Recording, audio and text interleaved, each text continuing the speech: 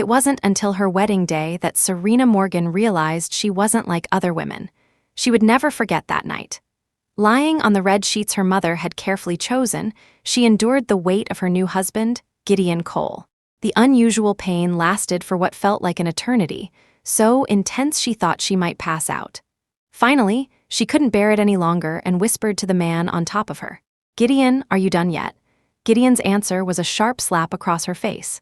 Stunned, Serena looked up to see him standing over her, drenched in sweat, his eyes bloodshot. He spat at her. "Serena, you liar, why didn't you tell me you were a defective woman, a defective woman?" It was the first time Serena had ever heard that term. It was foreign, but she could tell it was anything but good. She watched in shock as her new husband stormed out of the room. With trembling hands, she took out her phone and searched for the term. In that instant, she finally understood. She was different from other women. Or, to be more precise, she didn't even deserve to be called a woman. The next day, Gideon and his mother, Martha, showed up at the Morgan house, demanding the return of the $10,000 bride price. Serena's parents were honest, working-class people. They had never known anything was different about their daughter. When they finally understood, their faces flushed with shame. "We're sorry, we didn't know, we really didn't know." Her mother, a woman who rarely spoke above a whisper, dissolved into tears. "I truly had no idea our daughter, if we had known, we never would have agreed to this marriage." Her father, a man of few words, bowed his head repeatedly, his wrinkled face etched with humiliation. But Martha Cole was relentless. On top of the $10,000 bride price, she demanded compensation for so-called emotional distress. "It's all because of your disgraceful daughter, now our son is the laughingstock of the neighborhood," Martha shrieked, stomping her foot. "If people find out our son married a defective woman, how can the Cole family ever show its face in public again?" The threat drained the color from Serena's parents' faces. "Please, I'm begging you, don't." Serena's mother dropped to her knees, sobbing so hard she could barely breathe.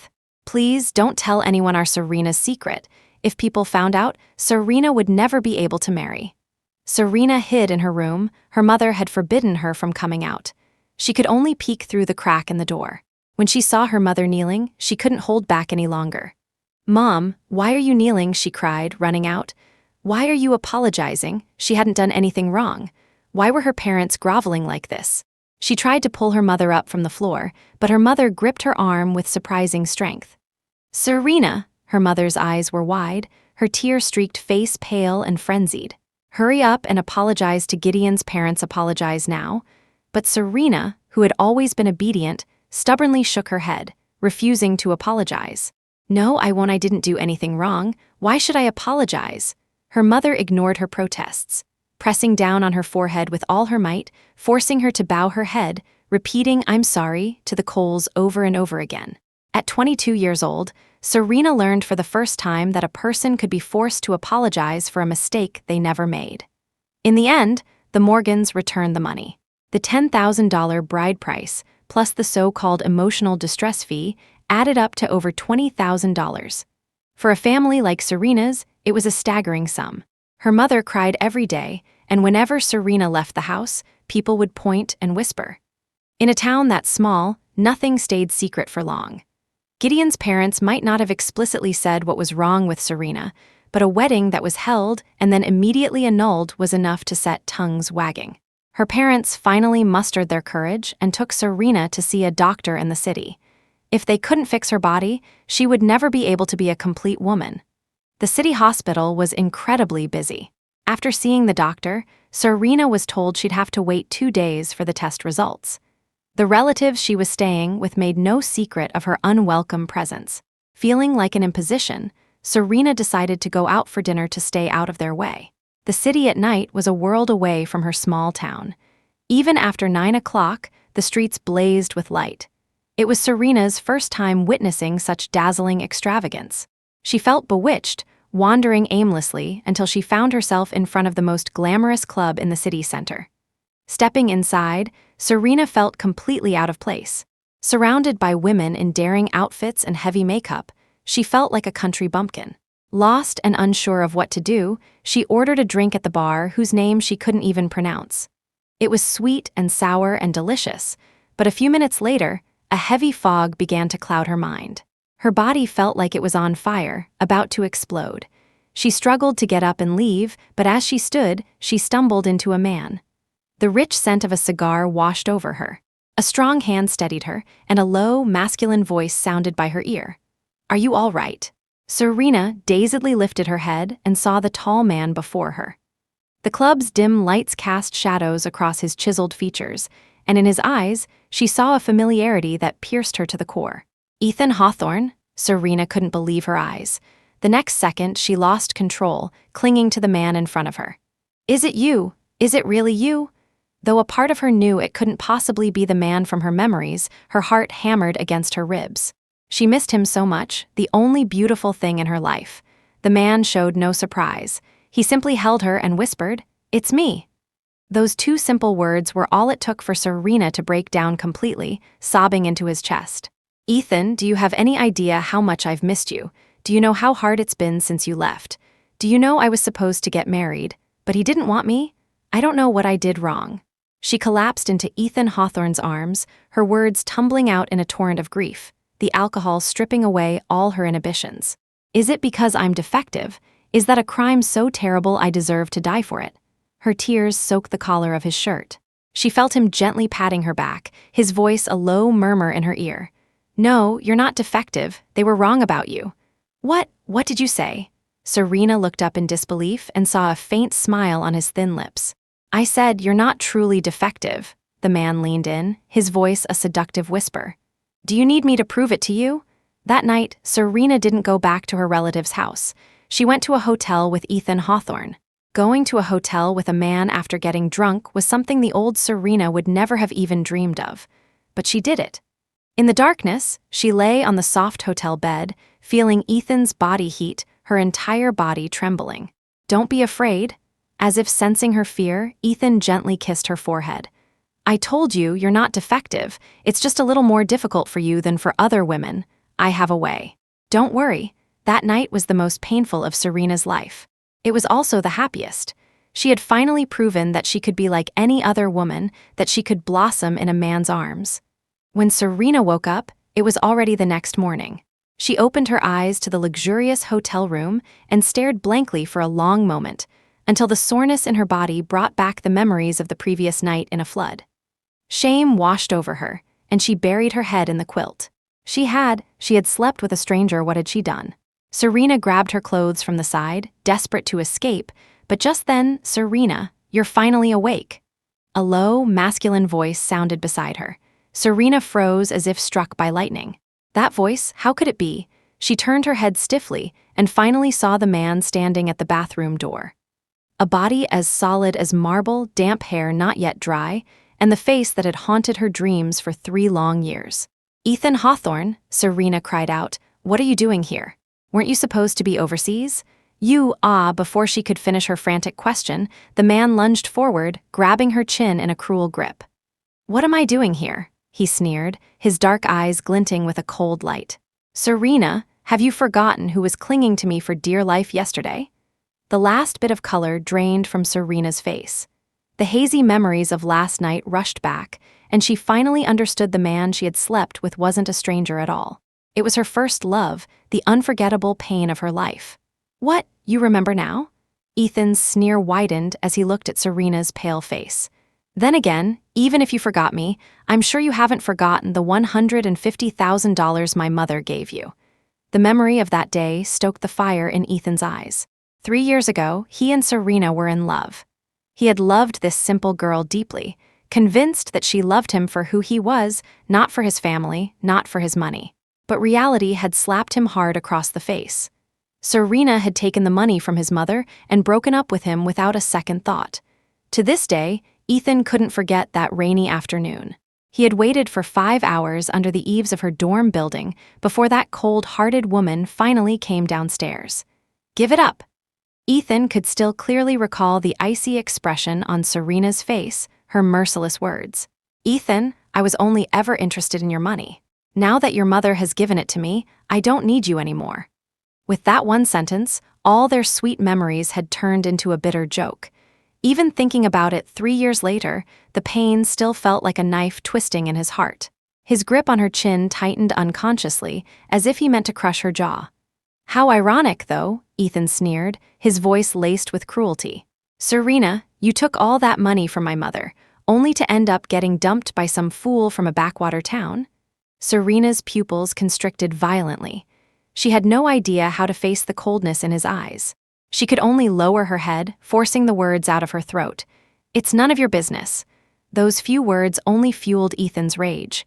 "None of my business?" He laughed, a humorless, angry sound, and pinned her against the wall. "Last night when you were begging me to take you, you didn't say it was none of my business. Or perhaps—" a mocking, indulgent look crept into Ethan's smile. "I didn't satisfy you yesterday. You want to go again?" The man's taunts stripped the last trace of color from Serena's face. She couldn't bear such humiliation, but it was clear the man before her had no intention of letting her go easily.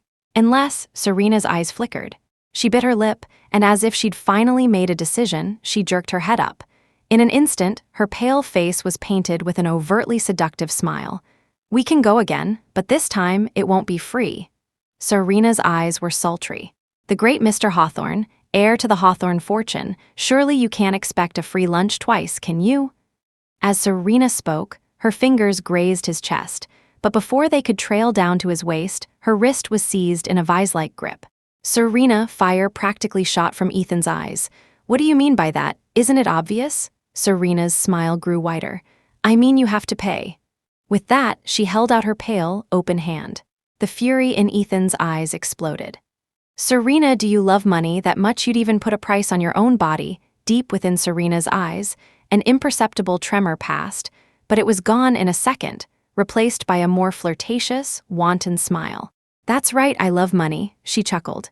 "You knew that 3 years ago, didn't you?" Ethan's face froze. A second later, he looked down and let out a self-deprecating laugh. "That's right, Ethan. Didn't you see this woman's true colors 3 years ago? What fantasies are you still clinging to?" At that thought, he felt disgusted by the very idea of touching her. He shoved her away violently. "Get out, I don't want to see you." Serena was thrown to the cold, hard floor. The marble was freezing, but her heart was colder still. She knew that her words would only make Ethan despise her more. But it was the only way. Only by making him hate her would he let her leave. With that thought, Serena swallowed all the pain in her heart, struggled to her feet, put on her clothes, and left. The results from Serena's hospital tests came back soon, but Serena already knew the answer. She wasn't truly defective, just different. When she got home, her mother, Helen, saw the report and cried with joy. "This is wonderful," her mother gripped her hand tightly. "Since you're not defective, there's still hope for you and Gideon." Serena snatched her hand back as if she'd been electrocuted. "Mom, what are you talking about? The engagement with Gideon was called off, wasn't it?" But that was all a misunderstanding now that the misunderstanding is cleared up. "Of course you should still marry him." "No, Mom, I don't want to marry him." "Do you have any idea what you're saying?" Her mother's face went white with panic, as if Serena had said something blasphemous. "Everyone knows you were engaged to Gideon. If you don't marry him, who will you marry?" "But—" "No, but," her mother clutched Serena's hand, tears streaming down her thin face. "Serena, you know that seeing you get married is my greatest wish in life. You wouldn't want to be so ungrateful, would you?" The weight of that accusation crushed Serena, and the refusal on the tip of her tongue died. She looked down, her voice a low, submissive whisper. "Okay, Mom, I promise, I'll marry him." Serena didn't know what her mother had done to convince the Cole family to agree to the wedding again.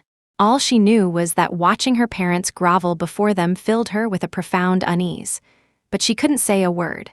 The wedding was a simple affair, just a few tables at a local restaurant. There wasn't even a makeup artist. Serena rented the cheapest dress she could find and did her own makeup in the hotel's dressing room. The lipstick covered her pale, drawn face, and the foundation hid the dark circles under her eyes. Serena looked at her brightly made-up reflection in the mirror and laughed a bitter, mocking laugh. A wedding was supposed to be the happiest day of a woman's life, yet all she felt was a deep, desolate sorrow. As she twisted her hair into a simple bun, she heard the door behind her open. Assuming it was her mother coming to hurry her along, she quickened her pace. "Mom, I'm almost ready. I'll be right ah." Before Serena could finish, a powerful force grabbed her from behind, slamming her against the dressing room mirror. Serena looked up and saw Ethan's handsome, furious face. "Ethan Hawthorne?" Panic seized her. "What are you doing here?" "Why am I here?" Ethan sneered. "To see what kind of man you picked after all that searching, of course." His eyes fell to the cheap wedding dress she was wearing, and the sarcasm in his voice deepened. "Serena, Serena, you're pathetic. You throw away the heir to the Hawthorne fortune for some bum from a backwater town? What kind of man I marry is none of your business." Serena struggled to fight back, but her resistance only enraged Ethan further. "None of my business," he laughed, a cold, furious sound. "Fine. Let's see if it's none of my business or not. What are you doing?" Before her panicked question could escape her lips, her wedding dress was ripped from her body. The next second, the man's scent descended upon her. "No," Serena cried, pinned against the mirror, struggling. "Ethan, this is my wedding day. How could you? Why wouldn't I?" Ethan sneered. "My mother gave you all that money. What's wrong with me having a little fun with you?" The humiliating words made tears stream down Serena's face. She knew she couldn't fight back. She could only bite her lip and endure. But just then, Serena should be about done with her makeup. "Gideon, let's go get her." Her mother's placating voice came from outside the door. The blood drained from Serena's face. "Ethan, let me go," she fought back in a panicked whisper, not daring to raise her voice. "My mother and Gideon are here, let me go." Her terrified expression only fueled Ethan's fury. She was that afraid of that man seeing them. The thought sent a beast roaring through his chest. He pressed her harder against the mirror and sneered. "Serena, if your fiancé saw you like this, do you think he'd still be willing to marry you?" The last trace of color vanished from Serena's face. She realized what he was about to do, her voice trembling with fear. "Don't, Ethan, I'm begging you, please don't." She began to struggle violently, but Ethan only held her tighter. At the same time, she clearly heard Gideon's impatient voice from outside. "This is the room, right? Let's hurry it up. It's just a wedding, what's taking her so long?" As he spoke, Serena saw the doorknob begin to turn. "No, don't." Serena squeezed her eyes shut, unable to face what was about to happen. But the chaos she expected never came. Instead, she heard Gideon's angry voice from the hallway. "What the hell? Why is this stupid door locked?" "Serena, are you in there?" Serena blinked, opening her eyes. She noticed the dressing room door had been locked from the inside. Gideon and her mother couldn't get in. Outside, Gideon was still cursing. "Serena, are you in there? Or not open this door right now?" His shouts were followed by her mother's timid voice. "Gideon, maybe Serena already finished and went out. That's probably why the hotel locked the room. Let's go check the banquet hall." "Troublesome woman. Never says a word, acts like she's dead." Gideon grumbled, and his footsteps faded away. Hearing them leave, the tension in Serena's body finally eased. But before she could take a full breath, Ethan's cold voice sounded from above her. "Serena, you care that much about that man?" Serena froze. She looked up and met Ethan's icy, dark eyes. It wasn't the anger from before, but a chilling, detached disappointment that was colder than ice. For some reason, seeing that look in his eyes hurt more than any of his insults, a sharp pang in her heart. She lowered her head, unable to meet his gaze, and whispered, "He's the man I'm going to marry." "Ha!" Ethan let out a self-mocking laugh. Suddenly losing interest, he released her and turned to leave. But just as he opened the dressing room door, a petite figure in a pink and white dress threw herself into his arms. "Ethan, I finally found you." A stunningly beautiful young woman appeared out of nowhere, snuggling against his chest and smiling sweetly up at him. "I didn't believe it when your assistant said you were on a business trip in this little town. I came to surprise you, and I can't believe you're really here. Isabella?" Ethan was taken aback by the girl's sudden appearance. But before he could react, Isabella Vance had already spotted the disheveled Serena behind him. The smile on Isabella's face froze. The next second, she shrieked. "What is going on here?" she cried, beating on Ethan's chest. "You're engaged to me, why are you fooling around with another woman?" Seeing a stranger enter, Serena had been frantically trying to fix her clothes, but the words made her movements halt abruptly. Engaged, Ethan Hawthorne was engaged. Isabella was sobbing hysterically. Ethan frowned and caught her hands. "Isabella, let me explain," he said, his tone tinged with exasperation. "She's just a hustler trying to scam some money. She's not worth getting upset over." Serena's face went deathly pale. A hustler trying to scam some money, so that's how Ethan Hawthorne defined her. Hearing Ethan's words, Isabella abruptly stopped crying. "Is it true?" she asked, looking at him with tear-filled eyes. "This woman is really just a gold digger. You have nothing to do with her." "Of course not. My heart belongs only to you." Isabella's tears turned to a smile. Only then did she turn her gaze to the pathetic figure of Serena, who had collapsed on the floor. "Ethan, wait a second." She walked over to Serena, her high heels clicking on the floor. Serena instinctively tried to back away, thinking she was about to be attacked, but Isabella simply pulled a checkbook from her designer handbag. "It can't be easy for you, trying to hustle for money on your own wedding day," Isabella said with a voice full of pity. Her hand, adorned with crystal nails, deftly wrote a number on the check. She then casually tossed it at Serena's face, her smile sweet and captivating. "Here, take this, for your trouble." The white check fluttered down and landed on Serena's face like a vicious slap, making her cheek burn with shame. She wanted to scream, to tear the check to shreds, but when her eyes caught Ethan's gaze from the side, she forced herself to endure it. She looked at Isabella, the perfect makeup, the meticulously styled hair, the designer dress and bag. Everything about her screamed of the privilege and delicacy of a wealthy heiress. It was a stark contrast to Serena in her cheap wedding dress. This was the kind of woman Ethan Hawthorne was supposed to marry.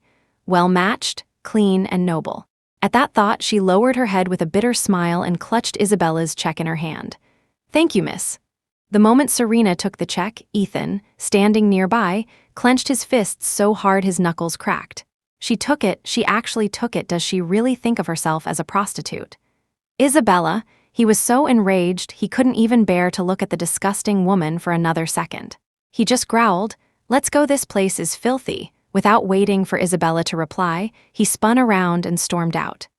"Ethan, wait for me." Isabella quickly chased after him, and soon the empty dressing room was left with only Serena.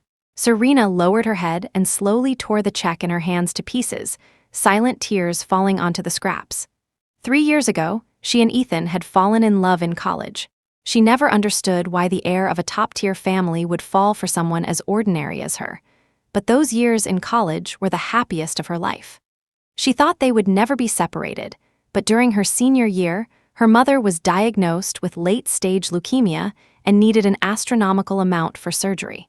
Her humble family couldn't possibly afford it. At her lowest point, Ethan's mother, Matilda, had approached her.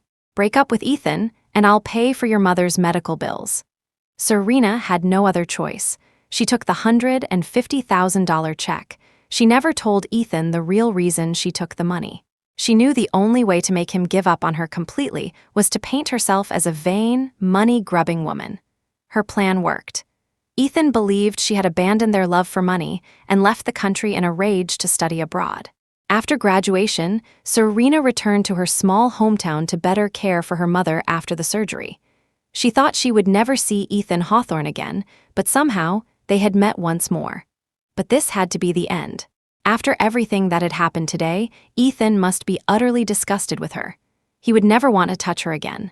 And that's a good thing, Serena told herself over and over, but the tears just wouldn't stop. She struggled to pull herself together to fix her disheveled appearance, but just then, wait, I think Serena's in the dressing room. Look. Serena's body went rigid.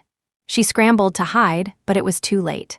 The ajar door was thrown open, and a crowd of people stormed in. "Serena, where have you been?" Her mother was at the front, her face a mask of displeasure as she bustled over, nagging. "Do you have any idea it's almost time for the reception? Everyone's been looking for you. How could you?" Her mother's complaints died in her throat. She saw Serena, her wedding dress torn to shreds, her fair skin covered in red marks. It was obvious to anyone what had just happened. "Serena, you..." Her mother stood there, utterly dumbfounded, but Gideon, who was behind her, reacted much faster. "Serena, you bastard!" Gideon rushed forward, his eyes bloodshot, and without another word, slapped her hard across the face. "Cheating on me on our wedding day, do you have a death wish?" Gideon's blow was merciless. Serena fell to the ground, her ears ringing.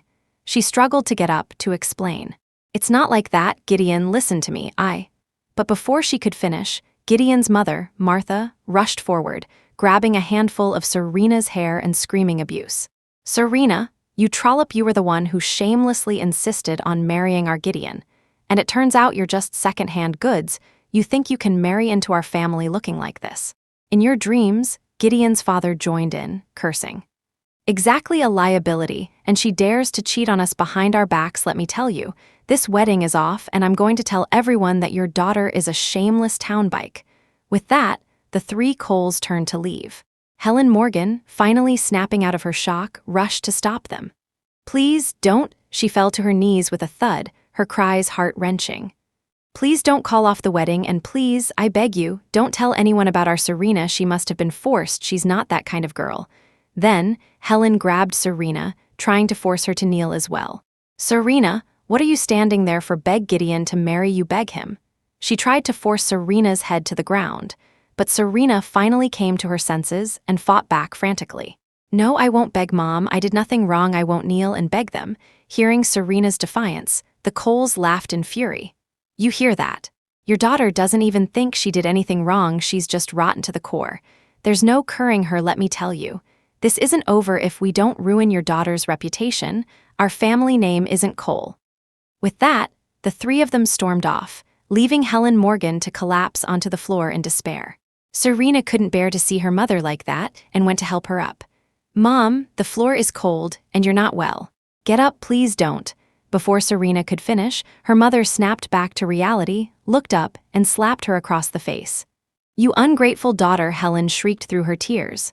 You know I'm only hanging on to see you get married and have children. Why would you destroy my only hope? Serena's face went white. It was true. After her surgery, her mother was convinced she didn't have long to live, so her only wish was to see Serena settled down. It was because she understood this wish that Serena had agreed to the arranged marriage with Gideon in the first place. Mom, don't think like that. You're still strong, you can definitely. Strong. What good is strong? Helen's shriek cut off Serena's comforting words. You're second-hand goods now. No one will ever want you. You want me to wait. How long can I wait you? You. Before she could finish her frantic tirade, Helen's eyes rolled back in her head, and she fainted. Mom, Serena, rushed her mother to the hospital. The doctor's diagnosis came quickly. The emotional distress had caused a severe relapse. Helen needed another bone marrow transplant immediately. Then do the surgery, Serena told the doctor, her voice shaking. I still have $75,000. I can donate my bone marrow to my mom, too. I did it 3 years ago. I'm a perfect match. The $150,000 Matilda had given her had only been half used for the first surgery. Serena had secretly saved the rest for an emergency. We can perform the surgery, but the problem is, the doctor hesitated, looking at Serena. Miss Morgan, your own health hasn't been great. You already donated a significant amount of bone marrow 3 years ago. If you donate again, we can't be sure it won't be dangerous for your body. It doesn't matter. Serena's face was pale, but her eyes were filled with determination. As long as it can save my mother, I'll do anything. Because of the urgency of her mother's condition, the surgery was scheduled hastily. Before entering the operating room, Serena hesitated, then picked up her phone and dialed Ethan Hawthorne's number. She didn't know why, but even though it was a standard marrow extraction, a sense of panic fluttered in her chest. The phone rang and rang, but no one answered. Serena's heart sank. Just as she was about to give up, Ethan's cold voice suddenly came through the line. Serena, what do you want now? Serena's hand unconsciously tightened on the fabric of her skirt. She tried to keep her voice steady. It's nothing. I just wanted to hear your voice. There was a moment of silence, then she heard a short, cold laugh from Ethan. Serena, are you short on money again? Serena froze, then managed a bitter smile. No, I really just wanted to hear your voice. Ha! Ethan's voice on the other end was even more mocking. Fine, I'll let you hear it. Serena, you're a trollop. Serena, you make me sick. Serena, you're the most shameless woman I've ever met. So, are you satisfied now? Serena's eyes welled with tears, but she choked back a sob and continued, satisfied. Keep going. Serena, the biggest regret of my life is ever dating you. I regret being so blind that I fell for a vain, gold-digging slut like you. Ethan's words were like daggers, stabbing into Serena's heart one by one. She choked back a sob, about to speak, but just then beep, beep, beep. The line went dead. Serena stared at her phone, realizing the battery had died. Before she could react, a young nurse came over to get her. Miss Morgan, the The surgery is ready. You can go in now. Okay, I understand. Serena wiped away her tears, took a deep breath, and walked towards the operating room. Inside, she and her mother lay on separate beds. Serena turned to look at her mother's pale, haggard face, her eyes turning red. "Mom," she whispered, reaching for her mother's hand. "I'll save you this time, too, just like 3 years ago." The anesthesia began to take effect, and Serena slowly closed her eyes. What she didn't know was that just outside, at the end of the hospital corridor, Isabella Vance was standing with her arms crossed, looking coldly at Serena's doctor. "Do you understand my instructions? I want this woman dead. There can be no mistakes." Meanwhile, at the airport, Ethan Hawthorne stared coldly at the documents in his hand. His assistant approached, bowing respectfully. "Mr. Hawthorne, you asked us to investigate what Miss Morgan did with the $150,000 3 years ago. We have the results." Ethan paused. He remembered that after returning to the country, he had looked into Serena's situation. Finding out she had just gone back to her small hometown, he found it strange and had his assistant investigate where the money went. The investigation had taken some time, and the results were only just coming in. Ethan thought of Serena in the hotel, of how she'd taken Isabella's check. A mocking smile touched his lips. The results of this investigation didn't seem so important anymore. "Don't tell me," he said with a cold laugh. "I'm sure she didn't use it for anything meaningful, probably just blew it all on vanities." "No, sir." To Ethan's surprise, the assistant's expression was complicated. "Miss Morgan didn't spend the money on herself. She gave it to the hospital." The hospital. Ethan was stunned. Before he could process it, his phone rang. He looked down and saw Serena's name on the caller ID. A flash of intense irritation crossed his face. "Serena," he answered coldly. "I told you I don't want to hear your voice." But the voice on the other end wasn't Serena's. It was a stranger's, frantic and panicked. "Excuse me, do you know a Miss Serena Morgan? She suffered a massive hemorrhage while donating bone marrow to her mother at our hospital. She's passed away from blood loss." Ethan's body went rigid, his fingertips trembling. It wasn't until the nurse's urgent voice came through again that he slowly processed the words, his own voice shaking as he sought confirmation. "Did you call the wrong number? How could Serena be dead?" "Sir, the last call on Miss Morgan's phone was to your number. The hospital confirmed it before calling you. Miss Morgan's mother is currently in a coma. We need you to come down and sign the papers." The nurse hung up before Ethan could even react. He stood there, stunned, and turned to his assistant in disbelief. "Serena is dead?" Seeing his boss's expression, the assistant knew something was terribly wrong. He immediately got the car, and they sped towards the hospital. "Doctor, you must be mistaken. Serena was fine just a few days ago. How could this have happened?" Ethan rushed into the hospital and grabbed the first doctor he saw by the collar, his voice laced with panic. The doctor was startled, but the man grabbing him was impeccably dressed and clearly not someone to be trifled with. He could only explain meekly, "Sir, we did everything we could. Please accept our condolences. Don't be too distraught."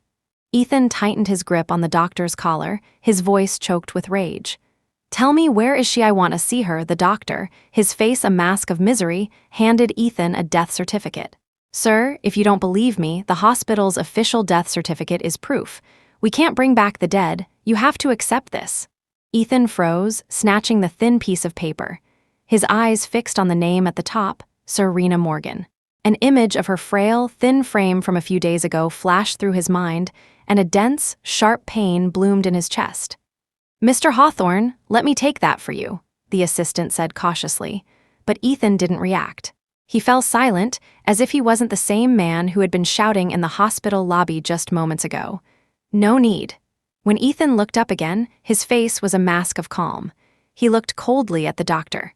"How did Serena die?" The doctor sighed and explained, "Sir, Miss Morgan's vitals were already low, but she insisted on the surgery. Unfortunately, her mother's condition worsened, and she went into the operating room without our final clearance. She didn't make it." The doctor's voice trailed off. Ethan's posture stiffened. "Surgery? What surgery?" "A bone marrow transplant. Didn't you know, Mr. Hawthorne? Miss Morgan's mother has been receiving treatment at our hospital for years. Miss Morgan was a perfect match, and she donated the marrow for all the major surgeries. That's enough. You don't need to say any more. Ethan cut him off, his face a cold, emotionless mask. Only the death certificate, crumpled in his hand, betrayed the turmoil within. I don't care if she's dead or alive, I want to see her now. Ethan clutched the paper, his voice a low, fierce growl. The doctor didn't dare to delay and led them down to the morgue on the second basement level. A cold draft snaked through the empty corridor. The fluorescent lights cast a ghastly white pallor on the doctor's face. He shivered and pointed to an empty refrigerated drawer. Sir, it seems Miss Morgan's body has been claimed by her family. Family? Besides me, what other family does she have? Ethan froze, his gaze turning glacial. Sir, may I ask what your relationship is to Miss Morgan? The doctor, finally asking the obvious question, frowned. The question stumped Ethan. He froze, opening his mouth to answer, but found he couldn't. He was no one to Serena. Now that she was dead, he didn't even have the right to claim her body. You're right. I'm no one to her, Ethan whispered, turning and walking out of the hospital. Mr. Hawthorne, should I arrange for someone to investigate Miss Morgan's? The assistant paused, watching Ethan carefully. Ethan pinched the bridge of his nose. His mind was filled with images of Serena. He still couldn't fully believe she was gone. He took a deep breath, as if remembering something. You said you found out where that $150,000 went years ago? The assistant nodded quickly. 3 years ago, Miss Morgan took the money and went back to her hometown. All of it was used for her mother's medical expenses, and the other sums she asked for later? Ethan's voice was hoarse, laced with a desperate struggle. The assistant kept his head bowed, not daring to look at his boss's face, and stammered, Mr. Hawthorne, every single penny after that was also used for surgeries. Silence. A long, heavy silence. The assistant cautiously looked up. Mr. Hawthorne, are you all right? The man, who had been as still as a statue, finally moved. He slowly pulled the crumpled death certificate from his pocket. So, after all these years of entanglement and struggle, it was all just a misunderstanding between us. All these years, he had misunderstood her. There was no betrayal. He had been drowning in the bliss of his own love story, completely oblivious to Serena's suffering. Ethan closed his eyes in agony, his eyelids trembling with moisture. When he spoke again, his voice was choked with a sob. He called his assistant's name, clutching the paper as if it could somehow hold onto something tangible. When she saw me on her wedding day, was she happy? Ethan asked, his voice racked with pain. The assistant sat tensely in the driver's seat, sweat beading on his palms. This wasn't the first time he had seen Mr. Hawthorne like this. He vividly remembered a rainy night 3 years ago, when the pride of the Hawthorne family, the most promising heir in the business world, sat dejectedly outside a bar. Both times, it was because of Miss Morgan. Mr. Hawthorne, I've been by your side for so many years. I've witnessed your entire journey with Miss Morgan. I can say with certainty that she was never a vain or greedy person. The assistant sighed. He glanced in the rearview mirror and saw the man had gone quiet, staring blankly ahead. After a long pause, a sound that was half laugh, half sob escaped Ethan's lips. You're right, I didn't believe in her. I condemned her without knowing the facts. I claimed to love her, yet I hurt and humiliated her time and time again. Ethan could no longer hold it in and let out a broken, guttural cry. Regret and self-loathing crashed over him like a tsunami. If only he had known the truth sooner. If, when he met Serena again, he had held back those sharp, cruel words. If, when Serena made that last phone call, he had rushed to her side. Would Serena still be alive? Would he not have lost her? Ethan, look at this, isn't it cute? A girl's cool fingers touched his wrist, fastening a pink bracelet around it. Ethan's eyes flew open, but he couldn't make out the girl's face. He only knew that he loved her immensely. Ethan, you don't like it.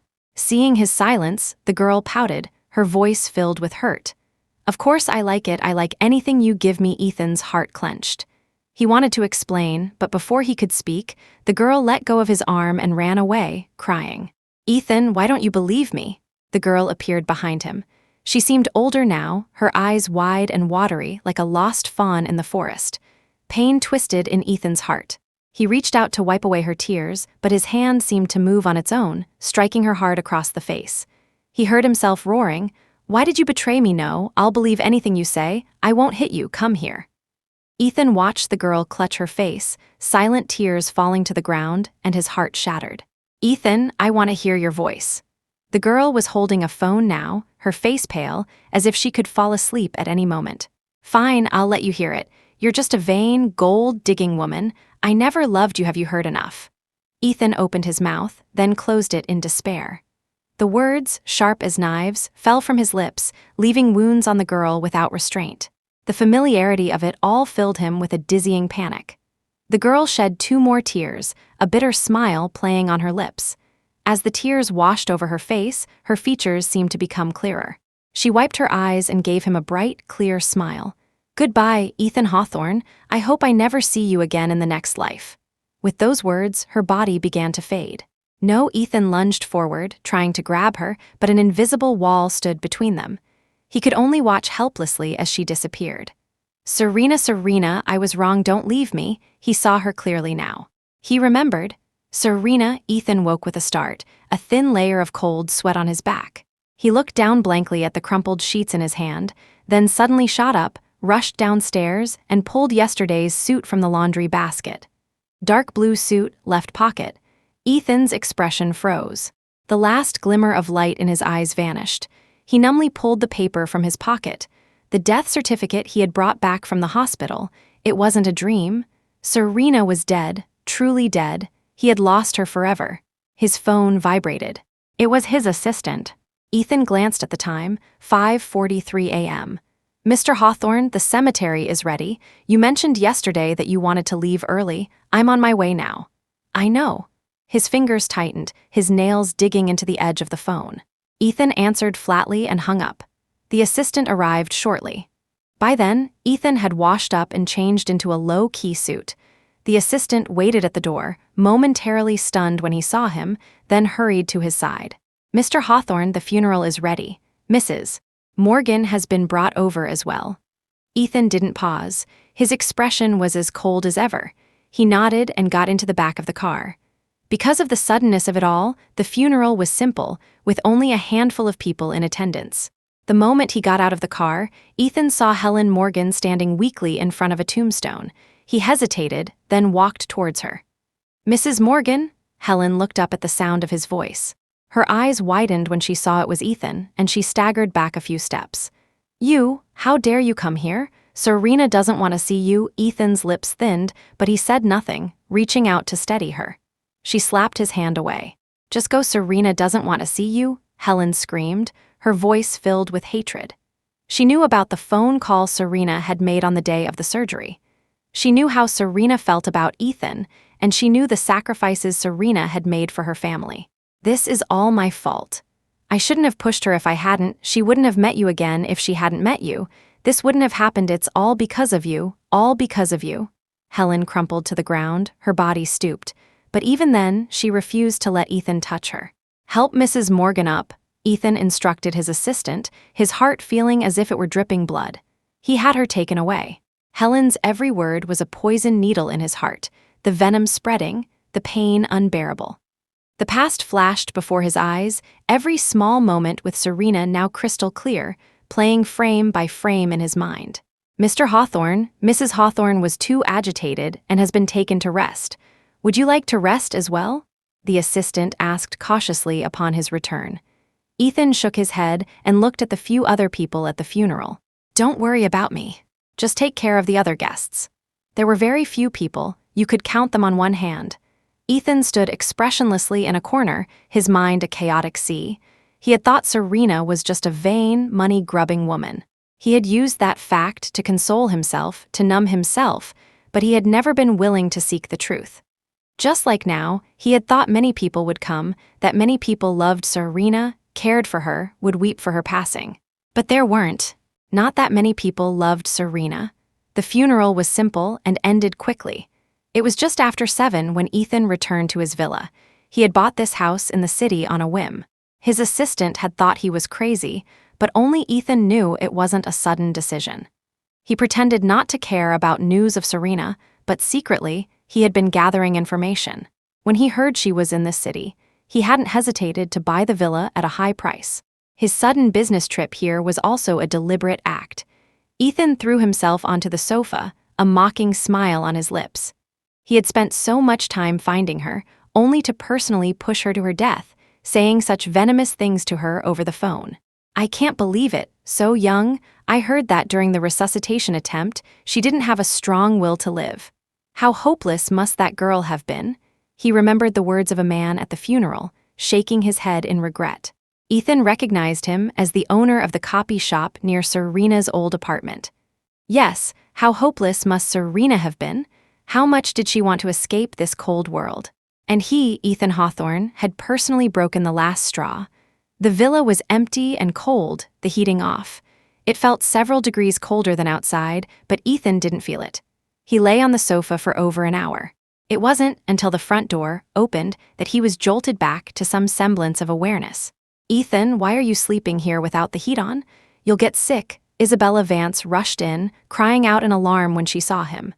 Ethan merely glanced at her, his tone frigid. "Where did you get a key?" Isabella's hand, which was pouring a glass of water, paused. She looked down and explained, "Your mother was worried you hadn't been home in so long. She asked me to come check on you." "My mother knows I'm here." Ethan's gaze swept over Isabella, his eyes coated in a layer of ice. Isabella's shoulders slumped. "Ethan, I haven't been able to see you for days. Your mother was just worried because you've been on this business trip for so long. She thought something might be wrong. She doesn't know you're still here." Ethan nodded, the tension in his brow finally easing slightly. He spoke in a hoarse voice, "I might need to stay here for a while longer. You should go back first. Don't tell Mom about this yet. If she asks, just say there are follow-up matters to handle here, and I stayed to oversee them." Isabella was stunned, then bit her lip, asking resentfully, "Ethan, is this because of that woman we saw in the hotel? You don't need to know that much." Ethan frowned, a flicker of anger in his eyes, but he held it back, simply too tired to argue. "Ethan, I'm your fiancé. Your mother said we should set a date for the wedding soon." Isabella pressed on, ignoring the look on his face, almost forcing him to meet her gaze. "Go back first. We'll talk about the wedding later." Ethan didn't even look at her, getting up and loosening his collar. "I'm tired, you should go." He walked towards the bedroom, stopping at the door. He turned, frowning, and leave the key. Isabella was trembling with rage. How could Ethan do this? That woman was dead. So why was he still acting like he couldn't live without her? She wouldn't stand for it, her looks.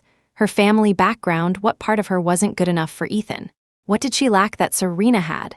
Why did she have to suffer this humiliation? She turned and glared venomously at his back, shouting, "Ethan Hawthorne, are you still thinking about Serena? Do you not want to marry me anymore?" Ethan stopped and turned, his voice cold. "Isabella, I don't want to fight with you today. I will give you a clear explanation about us. But for now, please go back." Isabella bit her lip, her voice filled with indignation. "We have an engagement. The person you're going to marry is me. You have to be responsible for me." Ethan's gaze sharpened instantly. He strode past her to the door. "I don't want to discuss this right now. If you're not leaving, then I will." He threw the words over his shoulder and shut the door behind him. Isabella stared at the closed door, trembling with rage. Why, after everything she had done, was she still losing to a dead woman? No, she couldn't let Ethan stay here.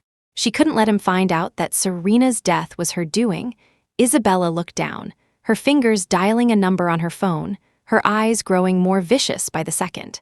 By the time Ethan reached the basement and got into his car, the answer was already clear in his mind. He had never intended to marry Isabella. He had only ever had one woman in his life, Serena. From the moment he met her, all his joys and sorrows were tied to her. Ethan leaned back in his seat, closing his tired eyes. A moment later, he got out of the car and took the elevator back up to the villa. Isabella was a good woman. She had been by his side for years, and he was willing to cherish her like a sister. But now that he saw his feelings for Serena clearly, he could never marry anyone else. He wanted to explain things to Isabella properly, to minimize the hurt. He reached the door. It was ajar. He could faintly hear a voice inside, and it seemed he heard Serena's name. Puzzled, he slowed his steps and approached the door, and the voice became clearer. "You don't need me to tell you what the Vance family is capable of. No one else can know about the switched medication. As long as you keep your mouth shut and take this secret to your grave, you'll be set for life," Isabella threatened into the phone. "But if you let even a whisper of this get out, I'll make sure you regret it." "And Serena's body, has it been dealt with?" Isabella asked, as if just remembering. "Get rid of it. We can't let the Hawthorns find out." Ethan stood outside the door, listening, a chill spreading down his back. So Serena's death wasn't an accident. She was murdered by Isabella. The door was thrown open. Isabella jumped, and the phone fell from her hand when she saw Ethan standing there. "Ethan, why are you back?" Ethan sneered. "If I hadn't come back, how long were you planning to deceive me?" Isabella's face paled, and she scrambled to explain. "Ethan, listen to me, it's not what you think." "I didn't mean to." Ethan lost all control, grabbing Isabella by the collar. "Why did you kill Serena?" "Ethan, I didn't mean to. It was all a misunderstanding." Isabella tried to lie, but Ethan's hand clamped around her neck. "What do you take me for? How dare you pull something like this right under my nose?" I heard everything from outside the door. "You had the nurse switch the IV fluid. That's why Serena bled out and died during surgery." Isabella froze. Seeing that she could no longer hide it, she let out a cold laugh. "Ethan Hawthorne, you care that much about that slut Serena? Even if you know I had the medicine switched, where's your proof? She's already dead. What can you do to me?" Ethan's grip tightened. "Isabella Vance, what kind of person do you think I am? Even if I can't find the proof now, I will one day. And when I do, I'll make you pay for Serena's life." Isabella stared at him, then burst out laughing. "Ethan Hawthorne, what's with the tragic hero act now? Weren't you the one who wished Serena would disappear from the face of the earth? Weren't you the one who called her second-hand goods? What, now that I've taken care of that eyesore for you, you're feeling sentimental?" Isabella's words were like a volley of sharp blades, piercing him, making it hard to breathe. "I deserve to die, you're right. I'm the one who wronged her the most." Ethan gave a bitter laugh, his grip tightening again. Isabella gasped for air, her face turning purple. "You cough, let me go," she struggled desperately. But Ethan was unmoved. "Did you think you could get away? I'll make you feel every bit of pain Serena went through." A single lamp lit the dim room. A woman lay on the soft bed, half of her delicate, pale face visible. A few simple medical instruments were placed by the bed, their screens displaying her vital signs. "It's been over a week. Why isn't she awake yet?" A man with glasses stood by the bed, looking puzzled. Just as he spoke, the woman's fingers twitched. Soon, she began to stir.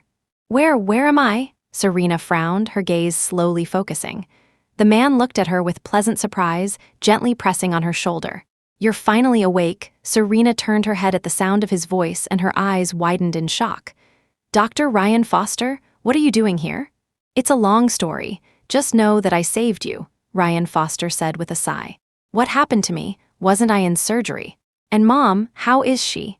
Serena's head was still spinning. She vaguely remembered this man as her mother's attending physician. The rest was just a jumble of fragmented images. She remembered making one last call to Ethan, hearing those venomous words from his own lips. She remembered finally giving up hope. The memory brought a sharp pang to her heart. What exactly happened? Don't think about it too much right now. Your body hasn't recovered, you can't take any more stress, Ryan said soothingly, handing her a few pills and a glass of warm water. Serena never liked to trouble others. If Ryan didn't want to talk, she wouldn't press him. After taking the medicine, she tried to get out of bed, but Ryan stopped her. "You can't leave." "Why?" Serena asked, confused. "Because you're pregnant," Ryan said after a pause, his eyes flickering as he looked down. Pregnant. A terrible premonition rose in Serena's heart. Ryan explained, "That's right, you're 1 month pregnant." 1 month. That meant it happened on her wedding day. Amidst the shock, a tiny spark of joy ignited in Serena's heart. This was her first child. Her and Ethan's child. "Don't worry, it's only been a month. I know a few friends. I can arrange an abortion for you. No one will ever know," Ryan said quickly, assuming she didn't want the baby. But Serena shook her head. "No, I want to have him. This is my first child." "But," Ryan looked at her, hesitating, "there was a complication during the surgery. You lost a lot of blood and went into a coma. We barely saved you. When I came out of the OR, they had already issued a death certificate. In your condition, carrying this child to term will be very difficult." Serena stood frozen. After a long moment, she lowered her head and asked softly, "Does Ethan know about this?" Ryan paused. "Your funeral was held yesterday in the suburbs. Ethan didn't come." Serena let out a bitter laugh, a hint of mockery in her eyes. Of course. Ethan despised her so much, he was probably thrilled to hear of her death. Why would he attend her funeral? seeing Serena's desolate expression. A flicker of guilt crossed Ryan's heart, but it vanished as quickly as it came. He loved Serena. He had loved her since college, and he still loved her deeply. He had watched over her from the sidelines, until one day Ethan Hawthorne appeared and stole her away. All these years, he had silently watched her every move. Now that Serena had finally lost all hope, how could he let her suffer at Ethan's hands again? "Serena, let's start a new life," he said softly, his tone almost pleading. Serena was taken aback, not quite understanding what he meant. Ryan continued, "Your mother's surgery was a success. And I heard Ethan is about to marry that young lady from the Vance family. Just consider the old Serena dead. From now on, you're a new person. The past has nothing to do with you anymore." "A new life?" Serena hesitated. Ryan took her hand, his voice gentle and comforting. "Yes, a new life. From now on, you're no longer Serena Morgan. You can start over." He would give her a new identity, take her far away, away from all the pain. From now on, he would protect her, and they would be together. "Start over," Serena repeated his words. Images of Ethan flashed through her mind, and a sharp pain shot through her. She pressed a hand to her heart. She didn't want to give up this child. If Ethan knew, he probably wouldn't want to keep it either. Maybe forgetting everything and living under a new identity wasn't such a bad idea. At least, it wouldn't hurt so much. Serena stayed in Ryan's house for over a week. He made time to be with her every day, and her belly grew bigger day by day.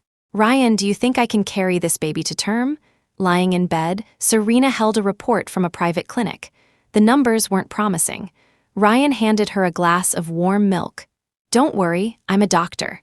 I'll help you get your body back in shape." Though he spoke with confidence, Ryan was worried. Serena's body had been weakened by repeated surgeries. The fact that she had even kept the baby after losing so much blood was a miracle. He feared complications during childbirth. At that thought, his expression darkened, and he clenched his fists. He would not let anything happen to Serena. "By the way, I saw in the paper yesterday that Ethan has returned to the city, right?" Serena asked casually, an almost imperceptible tension in her voice. Ryan looked down, his eyes flickering. "Yes, he went back with Isabella Vance yesterday. They're probably getting ready for the wedding." Serena's expression dimmed. She unconsciously stroked her belly. "Ryan, on the day of my surgery, did Ethan come?" Ryan froze, then looked up, his guilt palpable. "No, don't overthink things." Serena smiled wanly. "I'm not overthinking. I just wanted to know, after all these years with Ethan, did he ever care about me, even a little? When he heard I died, was he even a little bit sad?" Ryan snorted. "If he were sad, he wouldn't be marrying Isabella Vance." "The old Serena is dead. You shouldn't think about him anymore," Ryan advised. "You're right. The old Serena is dead. There's no point in dwelling on a dead person's past. The future is what matters now," Serena said lightly, turning to smile at Ryan. Ryan finally relaxed and handed Serena a brochure. "This is a top clinic in the UK. Your health is very poor right now, and I'm worried about complications during labor. But you don't have to worry, I'll arrange everything." He paused, then asked cautiously, "Serena, if I said I wanted to take you to the UK for treatment, would you come with me?" Serena was taken aback. She hadn't expected him to say that. Over the past few days, she had sensed his feelings for her, but she had always seen him as a brother. She thought for a moment, then said slowly, "For the baby's sake, I'm willing to go to the UK with you. But Ryan, you know I don't want to owe you too much. After the baby is born, I'll find a job and pay you back for everything." The light in Ryan's eyes dimmed. He gave a bitter smile. "You know I'm doing this willingly." "I'm sorry, I'm causing you so much trouble," Serena said guiltily. But Ryan just laughed, his earlier gloominess gone. "I was just joking, why are you so serious?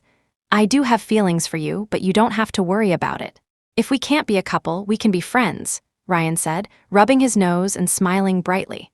"A good friend taking you to the UK for a couple of years, that's normal, right?" Serena looked at his smile, a knot in her stomach, but she couldn't bring herself to refuse him again. So she nodded. "Okay." A few days later, a plane bound for the UK took off. Astoria City, Willow Creek Estate. "Ethan Hawthorne, do you love that woman that much? She's dead, she's never coming back." A woman's shrill screams echoed through the basement. Ethan stood at the entrance, on the dry floor, a long whip in his hand. "She's not coming back, and it's all thanks to you," he said flatly, his voice exceptionally cold. Isabella looked up, disheveled. The man in the distance was as tall and straight as ever, the image of him she adored. She gave a sinister smile. Even if you beat me to death, Serena won't come back. Do you think this is all my fault? Let me tell you, Ethan Hawthorne, even if Serena hadn't died, she wouldn't have stayed with you. Compared to me, do you really think you're any better? A crack appeared in Ethan's emotionless facade. He slowly tightened his grip on the whip just as a knock sounded at the door. His assistant was waiting. Ethan glanced at him. What is it?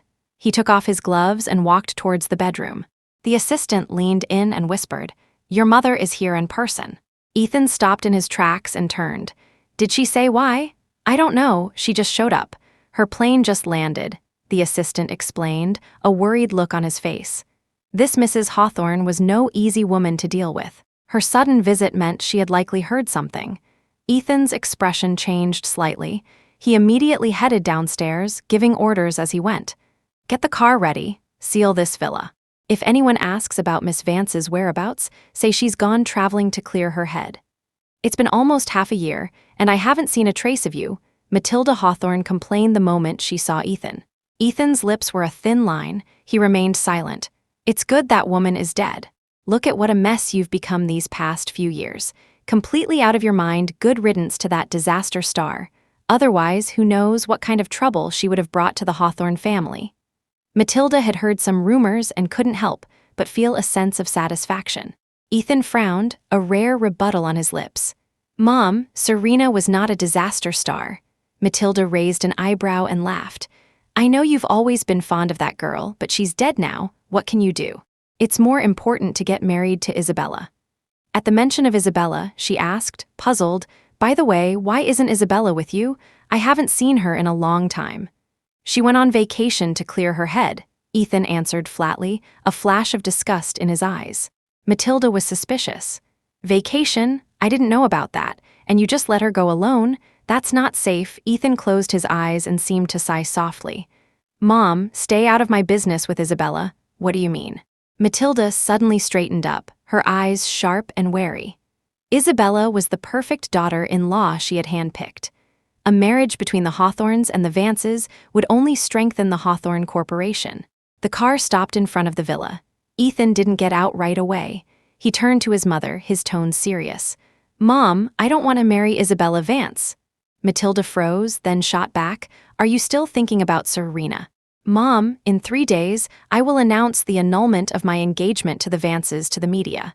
I will explain everything to the Vance family myself. With that, Ethan opened the door and got out. He's rebelling, that boy is rebelling. Matilda was trembling with anger, throwing her handbag to the ground. 3 years later, Astoria City Airport. An elegant woman walked out of the terminal, a little boy trotting beside her, and a man pushing a luggage cart on her right.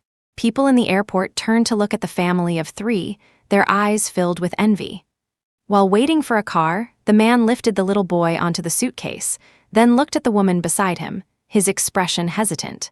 Serena, are you sure about this? Serena took off her sunglasses, enjoying the warm winter sun. It's not my decision to make, she answered softly.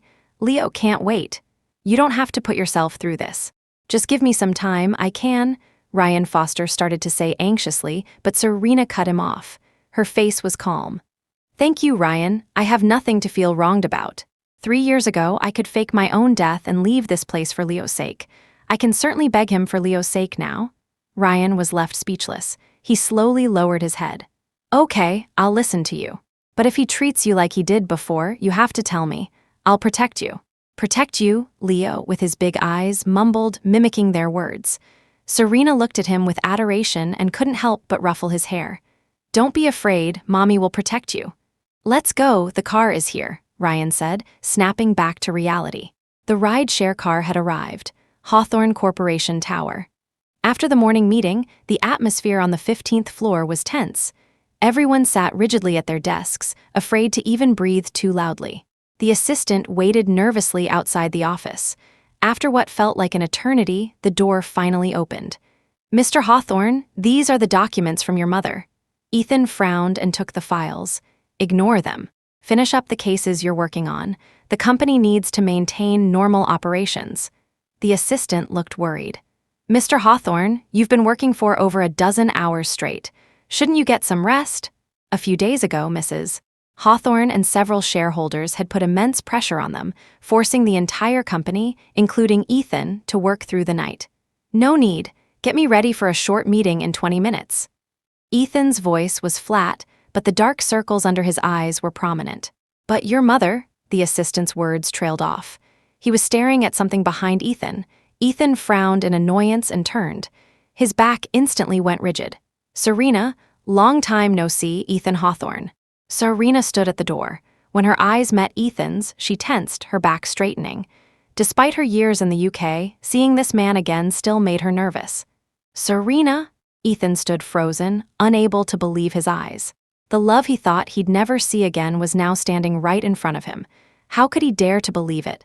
"Serena, is that you?" Ethan's voice was hoarse as he asked for confirmation again. Seeing his reaction, Serena couldn't help but laugh inwardly. She had imagined this reunion 1,000 times his disdain, his disgust, his surprise, but she had never imagined she would see joy in his eyes. "It's me," Serena said, composing herself and nodding. The moment the words left her lips, Ethan dropped the files in his hand and rushed over, pulling her into his arms. Feeling the warmth of her body, Ethan finally dared to believe it wasn't an illusion, not a dream. Serena wasn't dead. She was standing right here, alive. Serena was back. "You're not dead, thank God. You're not dead. Serena." Ethan held her tightly. His grip so strong it felt like he wanted to melt her into his own body, as if she would disappear again if he let go for even a second. The familiar scent of his cologne, a scent she remembered so well, filled her senses, making her feel a little dazed. It was a cologne he had bought on a whim at a department store when they were dating. She had casually mentioned that she liked the smell, and he had immediately switched all his personal items to that scent. Even years later, when the cologne was discontinued, Ethan had searched high and low, paying exorbitant prices to buy it. "Serena, you're not dead. You came back to me. This is wonderful." Ethan's words were a jumble as he buried his face in her hair, his body trembling. The other employees in the office stared, wide-eyed. After the initial shock, they began to whisper among themselves. Serena snapped back to reality, a surge of anger rising within her.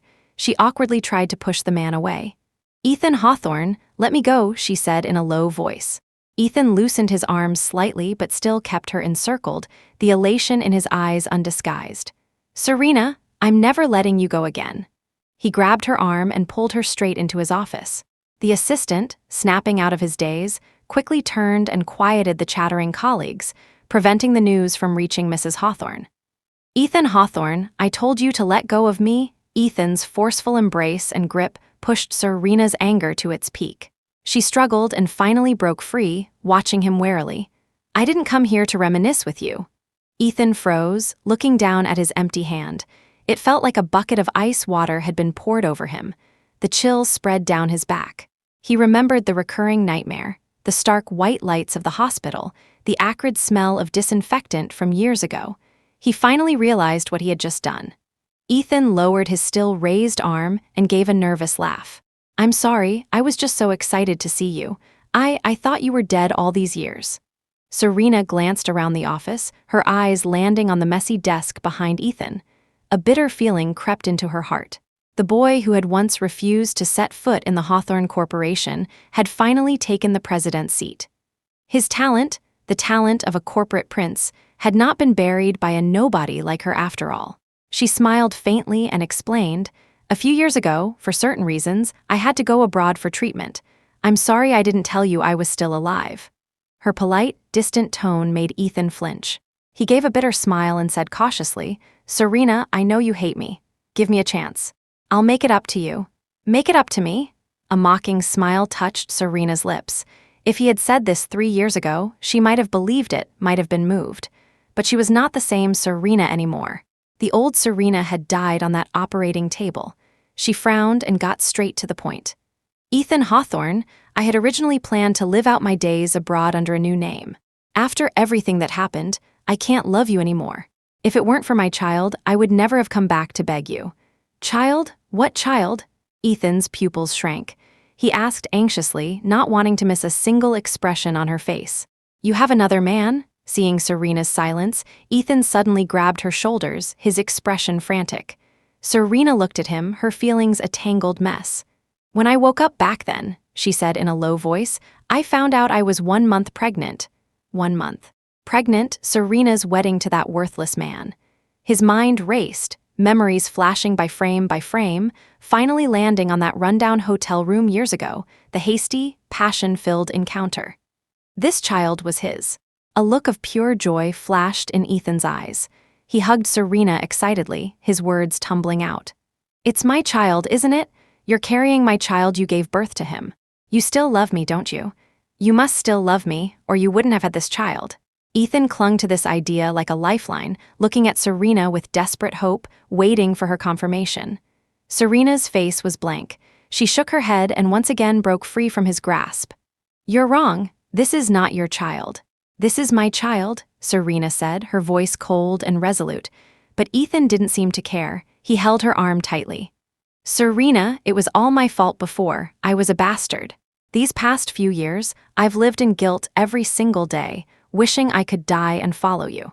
But you said you never wanted to see me again, so I didn't even dare to die. I was afraid you hated me so much that I would just annoy you in the afterlife. At first, I couldn't sleep at all. Every time I closed my eyes, I saw you crying, questioning me. Later, when I could finally sleep, I couldn't even dream of you." Ethan's voice broke as he spoke. A warm sensation suddenly touched his arm. Serena froze, looking up to see Ethan's face streaked with tears. She had seen Ethan in all kinds of states, even at his most ruthless, but she never thought she would see this proud man cry in front of her. A wave of sorrow washed over her, but she quickly suppressed it. The events of the past were still vivid in her mind. Ethan could disbelieve her. He could humiliate her so cruelly, again and again. She couldn't forgive him. "So what?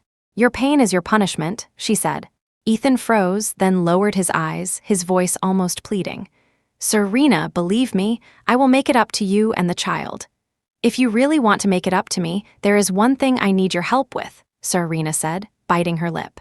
"What is it?" Ethan asked eagerly, thinking things might be turning around. Serena looked up, her eyes like ice. "Ethan, my delivery was difficult. Leo has been frail since he was born. He needs a bone marrow transplant to have a chance at life. I came back this time to ask you to save him." "A bone marrow transplant?" Ethan's heart grew cold. "So if it weren't for this, you would never have come back to see me, would you?" Serena didn't answer, just looked at him silently. Ethan gave a bitter laugh and released her hand. "I understand, I promise you. Do you need me to arrange things with the hospital?" he asked, his expression returning to normal. Serena shook her head. "No need, I've already arranged it. You'll need to come to the hospital in a few days for the marrow typing. I'll text you the address when I get back." They said nothing more. Serena opened the door and left, leaving Ethan standing alone in the office, staring blankly at the closed door. "Mr. Hawthorne, are you all right?" The assistant came in, cautiously observing his boss's expression. Ethan shook his head and sat on the sofa. The air still seemed to carry Serena's scent. Everything that had just happened felt like a dream. He looked up dazedly. "Serena isn't dead." The assistant's face went pale. He quickly replied, "I'll go investigate right now." Ethan was silent for a moment, then said, "No need. Tell the main house I won't be back for dinner tonight." The assistant quickly agreed, had the documents signed, and was about to leave when Ethan called him back. "I want you to immediately send people to find out everything Serena has been doing these past few years, who she's met. I want to know everything." Ethan's voice was cold, his eyes filled with determination. The doctor Ryan had contacted was a leading expert. 2 weeks after their return, he notified them to come to the hospital for the marrow typing. Serena simply texted Ethan an address, nothing more. She didn't want any more involvement with him than necessary. She planned to take Leo back to the UK as soon as the transplant was successful and stay far, far away. "Serena, I'll protect you. If Ethan Hawthorne tries to do anything to you, I'll be the first to stop him," Ryan said resolutely as he closed the car door. Serena shook her head, a little amused. Ryan was a college classmate, and though they were the same age, he always seemed like a boy who never grew up, except when he was seriously working with patients. That's why Leo loved being around his Uncle Ryan. Even for the short walk from the car to the hospital, he insisted on being carried by him. "That's right, I'll protect you," Leo puffed out his cheeks, mimicking him perfectly. Serena couldn't help but smile. "If Leo spends any more time with you, he's going to turn into a little rascal. That would be great. Humorous and charming like me, he'll be a hit with the girls," Ryan laughed, his eyes fixed on Serena. "A hit with the girls," Leo giggled. Ryan suddenly looked at Serena. "I'm such a hit with the girls, why don't you like me?" Serena froze and quickly looked away, changing the subject. "We're almost there. Leo, you can't be scared in a little bit, okay?" As she spoke, she stopped short. At the entrance to the hospital lobby, a man in a black trench coat stood holding an umbrella. His tall, straight figure drew the attention of everyone around. He seemed to be waiting for someone. Only Serena knew he was waiting for her. "What's wrong?" Ryan asked, puzzled. He followed her gaze and also froze, then frowned, freeing one hand to take Serena's arm. "Let's go, it's cold." Serena hesitated for only a second before letting Ryan lead her forward, not looking at the man again. Ethan wasn't wearing gloves. His coat was well made but not warm. He had pushed back a meeting to come to the hospital 20 minutes early, hoping to make a good impression on the child he had never met. The handle of the umbrella was bone-chillingly cold, and the warmth he had managed to build up in his hands was now gone, as if it would never return. The three figures walking towards him through the snow became a blur. Only the man and woman's tightly clasped hands were painfully clear. "You're early," Serena said, standing before him. Ethan snapped back to reality. His gaze lingered on Ryan for a moment before moving away. "It's a slow day at the office, so I came early," he said, his voice hoarse. He then looked at Leo, who was in Ryan's arms. He opened his mouth but couldn't say a word. Serena saw his hesitation and, after a moment of silence, reached out and pinched Leo's cheek. "Leo, say hello to the uncle." Leo's face puckered. His usual liveliness was gone. He just stared at Ethan with his big eyes, refusing to speak. The air grew thick. Ryan chuckled. "Mr. Hawthorne, Leo has always been shy around strangers. Please don't mind him." Ethan tore his gaze away, his face unreadable. "Let's go, the doctor is waiting," he said to Serena, then turned and walked towards the elevator. Ryan, ignored, glared at his back. "If I didn't need something from him, I would never let you come back here and suffer this." Serena bit her lip and said nothing, quickening her pace to follow Ethan. They soon reached the top floor, where the specialist was already waiting. As soon as they entered, a nurse came to draw their blood. "Doctor Son, what's going on? Why is there a different specialist?" "This isn't who I scheduled," Ryan asked, confused, looking at the expert talking with Ethan. He pulled his old college classmate aside. "Hey, you can't get this specialist even if you paid for him. He's the top expert in this field," Dr. Sun said. "But how could he?" Ryan's gaze fell on Ethan, and understanding dawned. But Serena, holding Leo, was oblivious, listening intently to the expert. "Mommy, I'm scared." Leo clung to Serena, only his round eyes peeking out as he watched Ethan. "Leo, don't be scared. This grandpa is here to be your friend. He won't hurt you. Trust Mommy," Serena soothed. Ethan, hearing this, paused and turned to meet Leo's gaze. He then pulled a dinosaur keychain from his pocket. Leo blinked and cautiously took the little dinosaur, starting to play with it, no longer saying he was scared. Serena was surprised. The keychain looked new, the tag still on. It seemed Ethan had bought it specifically for Leo. The expert spoke with Ethan for a while, asked about Leo's condition, and then quickly arranged for them to go into the examination room, while also giving Leo a full checkup. Ethan changed his clothes and walked into the room to see Leo sitting on a chair, swinging his little feet. Ethan couldn't help but stare at his face, studying it as if to memorize every detail. His eyes were like Serena's, his nose like Serena's, his mouth too. He looked like a miniature version of her. Ethan couldn't help but smile as he lay down on the examination table next to him. "Uncle," Leo suddenly said, his eyes wide and unblinking as he looked at him. Ethan frowned and turned his head. Leo wiggled the dinosaur in his hand. "Thank you for the dinosaur. I love dinosaurs." "You're wrong," Ethan said, taking the dinosaur. Leo looked at him, confused. "What are you talking about, Uncle?" Ethan's dark eyes stared straight into Leo's. Leo resembled him in no way except for his eyes. They were exactly the same. "You shouldn't call me Uncle," he said suddenly. Leo scratched his head. Mommy said I should call people who are like Uncle Ryan uncle. But you, of all people, can't call me uncle. Then what should I call you? Mommy never told me. Leo pouted, looking very puzzled. Ethan glanced at the dinosaur in his hand, smiled, and tucked it back into Leo's arms. You can call me Dinosaur Dad. Outside the examination room.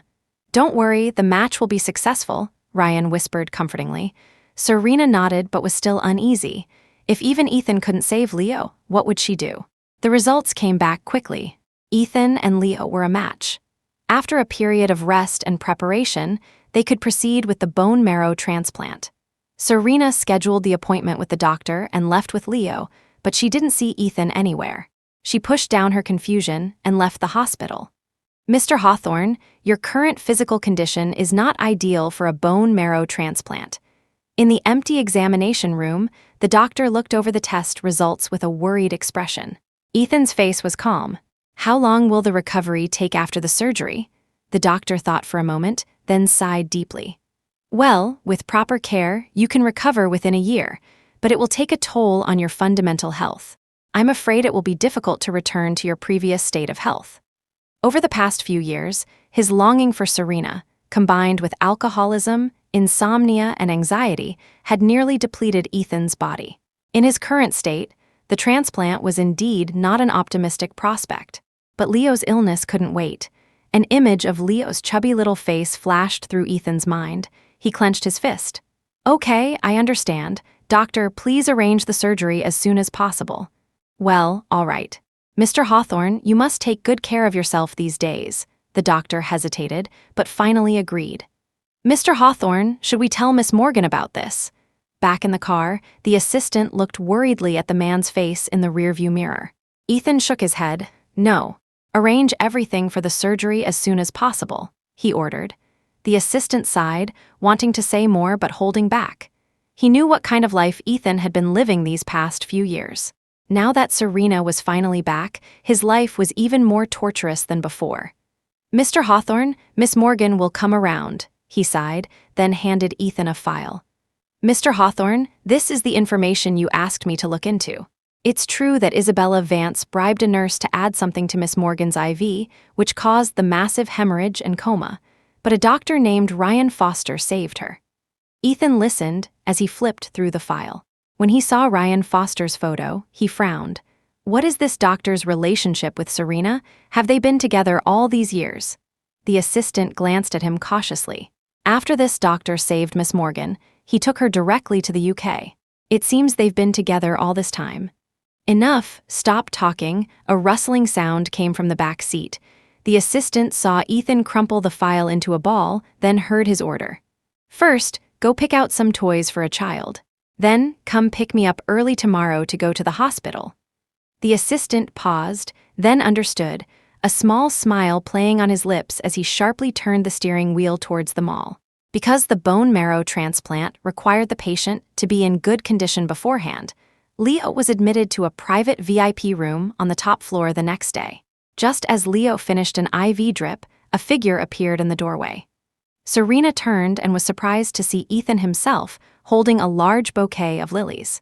The faint floral scent masked the hospital's sharp smell of disinfectant. What are you doing here? The surprise in Serena's eyes was fleeting, replaced by a cool distance. Ethan carefully placed the lilies in a vase, then, like a magician, produced a beautifully wrapped single rose and held it out to Serena. This is for you, he said. Serena stared at the rose, momentarily stunned. What did he mean by giving her a rose? Was he feeling guilty and trying to make up for it with these gestures? The thought made Serena laugh mockingly. She didn't reach for the rose. Ethan Hawthorne, you don't have to do this. I've told you, the past is the past. After the transplant is over, we will have nothing to do with each other. Her words were final. Ethan's arm froze in mid-air, a flash of hurt on his face. There is no past, Ethan said after a moment. At least not for me. It was all my fault before, I hurt you. Now I want to make it up to you, to show you that I truly love you. Ethan looked at Serena sincerely, but she turned her face away. It's too late, Ethan Hawthorne. I've already died once. I don't need you to do these things for me anymore, she said coldly. Ethan watched her silently. In the end, he said nothing more, just placed the insulated container he was carrying on the table. "You haven't had breakfast yet, have you? I brought some of your old favorites." His words were cut off by a male voice from the doorway. "You don't need to trouble yourself with that, Mr. Hawthorne. Serena's not feeling well, she can't eat anything too greasy. I brought some soup from home." Ryan Foster looked at Ethan with hostility, quickly setting his soup on the table. Ethan froze, glanced at the slightly greasy breakfast in his hand, and said nothing, simply closing the lid of the container. "I have some things to take care of, I'm heading to the office. I'll come see you another day." Ethan gently ruffled Leo's hair, then left the room. After he left, Serena sighed. "You don't have to be so hostile towards him. I've already made things clear with him." Ryan ladled a bowl of soup and placed it in front of her, urging her to drink. "In my book, he's a high-risk individual. Just let me play the night for a little while." Serena smiled at his words and said nothing more. That evening, after Ryan went home to get a change of clothes, Leo cautiously asked her, "Mommy, do you not like Dinosaur Dad?" "Dinosaur Dad?" Serena was confused. Leo explained excitedly. And after finding out who Dinosaur Dad was, Serena's expression became complicated. "Why do you call him Dinosaur Dad?" Serena asked. Leo puffed out his cheeks and said mysteriously, "Dinosaur Dad and I made a promise. I can't tell anyone else." "And Mommy, you still haven't answered my question." Serena chuckled and pinched Leo's nose. "Mommy doesn't dislike him, it's just, Mommy doesn't want to be too close to him, it would be too sad." "But Dinosaur Dad is a very good person," Leo said. Serena was taken aback. "Why?" "During the checkup, Dinosaur Dad held my hand the whole time, so I wasn't scared," Leo said after a moment's thought. Serena stroked his head, her thoughts drifting. She had thought she would be completely calm when she faced Ethan again, but just a few meetings had thrown her into turmoil. Ethan's promise to see her again was quickly fulfilled. He arrived just at dinner time. Serena had just come back from getting hot water down the hall. When she pushed open the door, she saw Ethan sitting by the bed. He was dressed formally, his hair styled with gel, clearly having come straight from some social event. He was patiently teaching Leo how to solve a 4x4 Rubik's Cube. "You're back," Ethan looked up at her, his tone casual, as if he had been sitting there waiting for her all along. Serena nodded, her eyes falling on the fresh roses on the windowsill. "You don't have to come so often," Serena said distantly. But Ethan ignored her, focusing on the cube in his hands. Serena leaned back on the sofa, the fatigue of the past few days catching up to her, and she drifted off to sleep. The heating in the room was on full blast, so Serena didn't feel cold. In fact, she felt a little warm. It wasn't until she woke up from her dream that she realized she was leaning against Ethan's chest, his suit jacket draped over her. The familiar, long-lost scent enveloped her again, and Serena felt a little dazed. She quietly looked up at Ethan's chin, where a faint stubble was starting to show. Serena was lost in thought when she heard his voice from above. "You're awake?" Serena came back to her senses and tried to sit up, but he held her tight. Ethan buried his face in her hair. "Just let me hold you for a little while, just a little while." For some reason, Serena's heart softened. She didn't refuse letting him hold her. It wasn't until Leo woke up, mumbling about being thirsty, that she realized what was happening and quickly got up to get him some water. "I should go." After Leo had fallen back asleep, she heard a low voice behind her. She turned to see Ethan had already put on his coat and was waiting for her response. Remembering what had just happened on the sofa, Serena's face grew warm. She nodded and said softly, "Okay. And thank you for the jacket." After getting her response, Ethan left the hospital. Serena glanced at her phone and realized she had slept until 1 in the morning. Her gaze fell on the rose by the bed. A flicker of doubt, mixed with a hint of anticipation, rose in her heart. What was Ethan trying to do? Until the day before the transplant, Ethan came to the hospital almost every day to see Leo, always bringing small toys and sweets. Leo quickly grew fond of him and looked forward to his visits every day. At first, Serena tried to refuse Ethan's visits, but seeing Leo's hopeful face, her heart softened. "Serena, are you thinking of not going back to the UK?" On the day of the surgery, Ryan Foster, sitting outside the operating room, suddenly asked, his eyes filled with a complex mix of emotions. At the mention of the UK, Serena's eyelids fluttered. She sidestepped the question. Let's wait until Leo has recovered. Nothing is certain right now. The light in Ryan's eyes dimmed. He looked at Serena's profile. Serena, you still like Ethan Hawthorne, don't you? Serena's body tensed. What are you talking about after how he hurt me? How could I possibly? She stopped mid-sentence, a pang of guilt hitting her. If you remembered how he treated you before, you wouldn't let him get close to Leo. If he really forms a bond with Leo, how can you two ever cut ties completely? Ryan looked at the closed doors of the operating room. Serena fell silent. Ryan's words had jolted her. The painful memories of years past came flooding back like a tidal wave. Ryan was right. She couldn't let Ethan continue like this. Maybe he was just acting on a whim. She had Leo to think about. She couldn't take that risk again. She lowered her eyes. I know. I won't let him hurt Leo. The surgery lasted until evening. When the green light above the operating room door lit up and the doctor came out, Serena and Ryan rushed forward. Doctor, how was the surgery?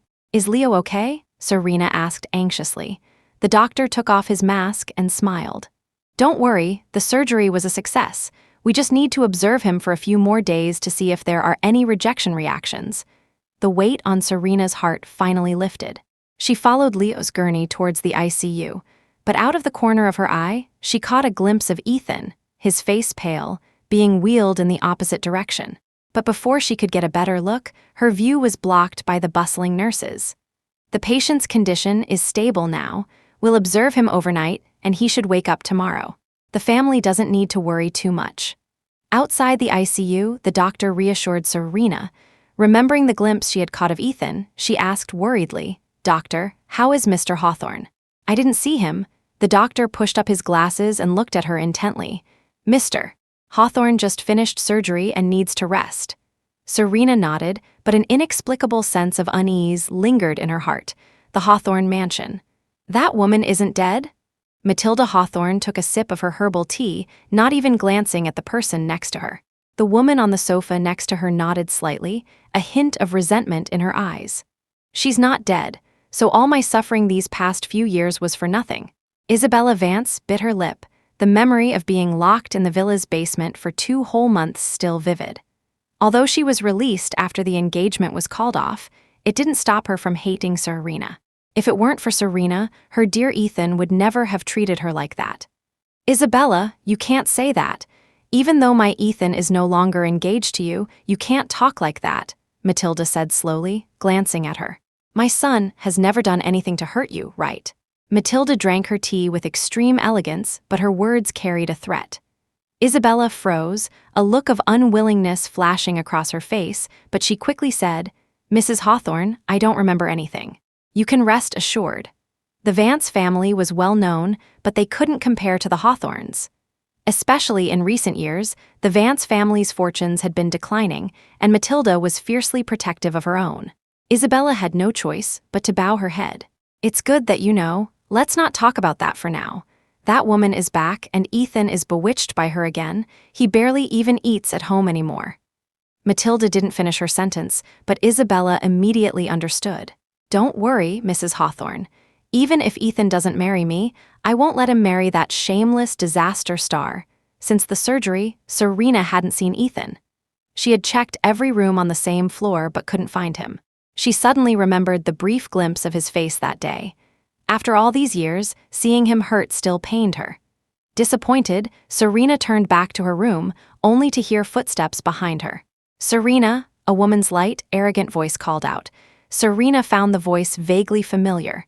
What are you doing here? Serena managed a distant smile. Serena, I can't believe you didn't die. You came back to pester Ethan Hawthorne again. Isabella glared at her, her voice dripping with venom. I don't know what kind of black magic you used to wrap my Ethan around your little finger. Serena sneered. Pester? I think the one pestering him is you, and this is a hospital. You can't shout. Isabella's face turned green. She couldn't believe Serena was telling her to leave. Serena was in no mood to sit down and have a polite conversation with Isabella. This woman was ruthless, daring to tamper with things on an operating table. The fact that Serena hadn't thrown a bucket of water on her was a testament to her restraint. Look at your half-dead son. Let's see if he even makes it to see next year's sun, Isabella sneered, spewing venom. Isabella could say anything she wanted about Serena, but not about Leo. Serena's anger flared, and she lunged at her. Isabella dodged Serena's attacks, her eyes filled with triumph. What? I say a few words and you get all worked up. The Hawthorne family will never acknowledge this child. You can just give up on that idea, but her triumph was short-lived, as a splash of cold water hit her full in the face. If you want Ethan Hawthorne so badly, you can have him. I don't want him anymore, Serena said, holding the empty water glass, a sense of satisfaction washing over her. Isabella shrieked, glaring at Serena with pure rage. Serena, are you tired of living? Believe it or not, I can have you thrown out of here right now. A dismissive smile played on Serena's lips. You can try. Isabella stormed out of the hospital. As she was leaving, she bumped into a tall man. She stared at his face, trying to place him. He looked familiar. Then it hit her it was that doctor who was always with Serena. Doctor, I'm so sorry. Isabella grabbed Ryan Foster's arm, her brow furrowed. Do you mind if we talk? Ryan recognized the girl and flinched when she grabbed him. What are you doing? What do you want to talk about? Isabella pulled him into the smoking lounge and got straight to the point. You like Serena, don't you? Ryan fell silent and nodded. Isabella's eyes narrowed into a smile. What a coincidence. I've liked Ethan Hawthorne for years. Why don't we help each other out? If you just wait, he'll never fall for you. Ryan was about to leave, but her words made him stop. What do you have in mind? Isabella stood up straight, a vicious look in her eyes. If we work together, do you really think we can't break them up? What makes you think I'll help you? Ryan glanced at her. I know exactly what you did to Serena back then. Isabella's expression shifted. Don't you like Serena? If so, how can you just stand by and watch her get back together with Ethan Hawthorne? Ryan clenched his fists. We're only back temporarily. As soon as Leo's illness is cured, we're leaving, Isabella sneered. Are you so sure Serena will go with you? You think Ethan will just let her go now that she's back? Ryan fell silent. He gave Isabella a long, hard look, then left. Leo's condition stabilized, and Serena no longer had to stay by his side day and night. She left the hospital and went to pack up the temporary apartment she had rented. Though she had learned a lot and saved some money during her years in the UK, this trip back had been expensive. Serena browsed a second-hand market and finally found some decent used furniture. After a long afternoon of moving it into her apartment, she found Ryan standing at her door, seemingly waiting for her. Why are you standing out here? Come in and sit down, Serena said. Ryan gave a long look at the furniture behind her, his eyes filled with a complex emotion. This apartment belonged to Ryan. When she had suddenly returned, Serena hadn't wanted to impose, so she had moved into this old place. Why didn't you just let yourself in? Serena asked. Ryan glanced at the furniture again. Are you planning to stay? Serena froze, then quickly explained. Even though Leo's transplant was successful, he still has a long road of treatment ahead of him. If that's your only concern, we can go back to the UK. We can find better doctors there, Ryan said, suddenly agitated. Serena felt a pang of guilt and didn't answer. Serena, I like you. You've always known that, haven't you? Ryan said after a long silence. Serena froze, frowning, not wanting to answer. She had always sensed his feelings for her. She wasn't a fool, but she had always seen him as a brother and didn't want to ruin their friendship. Seeing her silence, Ryan finally broke, a bitter smile on his face. I was with you at your lowest point. I took care of you. Didn't you feel anything for me at all? Serena took a deep breath. She knew she couldn't pretend anymore. Ryan, I've always been grateful to you. You helped me all these years. You were good to me and to Leo, and I'll never forget it. I know you like me, but I don't want to lie to you. You're very important to me, so I don't want to just humor you or hurt you. I'm sorry, Ryan. I've always just seen you as a friend. After the last word, Serena lowered her head, ready to accept any blame. It wasn't that she hadn't tried. She had even thought about how wonderful it would be if she could fall in love with Ryan. Serena, I'm not pressuring you. Ryan suddenly grabbed her shoulders, his voice almost pleading. I'm begging you. It's okay if you don't like me now. As long as we leave this city, leave Ethan Hawthorne, one day you'll be moved by me. Serena, just give me a chance. Don't be so cruel. Ryan hugged her tightly, begging her over and over. Serena shook her head and pushed him away. I'm sorry, Ryan. I can't fall in love with anyone anymore, and I don't want to lie to you. At her words, Ryan's eyes turned red.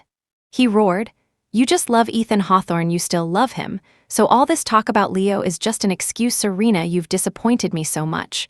Ryan threw the words at her and stormed out, leaving Serena staring at the empty doorway. Was she really staying for Ethan? Did she still love him? A jumble of memories flashed through her mind. Ethan's rage, his coldness, his gentle care in the hospital, that last glimpse of his pale face. How was Ethan now? Had he been discharged? Serena couldn't help but worry. She rummaged through her bag, found a business card, and after a moment of hesitation, dialed the number. The assistant had just gotten hot water from the nurse's station when the call came through. A familiar female voice came from the other end. "Hello, who is this?" The person on the other end was silent for a moment before a clear voice finally said, "Excuse me, how is Mr. Hawthorne? I'm the family of the recipient." The assistant froze, then realized who it was. A look of joy crossed his face. "Miss Morgan, right? You should come to the hospital. Our Mr. Hawthorne is not doing well. He said he wants to see you." Serena asked anxiously, "What's wrong with him? What happened?" The assistant quickly said, "I can't explain over the phone. Miss Morgan, you should come in person." Serena hung up, her feelings a tangled mess. She remembered Ethan's perpetually pale face, the night they had fallen asleep on the sofa. For some reason, a long-forgotten pain washed over her. 15th floor VIP ward, affiliated hospital. The private room was spacious and quiet, save for the soft beeping of medical instruments. The sharp smell of disinfectant filled the air. Ethan sniffed and took the file from his assistant. "Mr. Hawthorne, this is the contract with Junkyang. Please take a look." Ethan grunted in acknowledgement. Seeing his assistant still standing there, he looked up. The assistant smiled. "Mr. Hawthorne, Miss Morgan just called to ask about you. She said she's coming to see you." Ethan's fingers, flipping through the file, paused. "Didn't I tell you not to let anyone know I was in the hospital?" The assistant's face fell. He quickly explained, "Mr. Hawthorne, Miss Morgan called me because she was worried about you. I thought you'd be happy to see her." Ethan said nothing more, just grunted and dismissed the assistant, a faint smile playing on his lips. The hospital's disinfectant smell was pungent. Serena stood at the glass door, straightened her clothes, then pushed the door open and walked in. "What are you doing here?" The man looked up at the sound of her voice, his gaze heavy. The white room's window was wide open, the curtains fluttering in the breeze. Serena replaced the old flowers with the bouquet of lilies she had brought and placed them gently on the bedside table. "I just went to the doctor's office.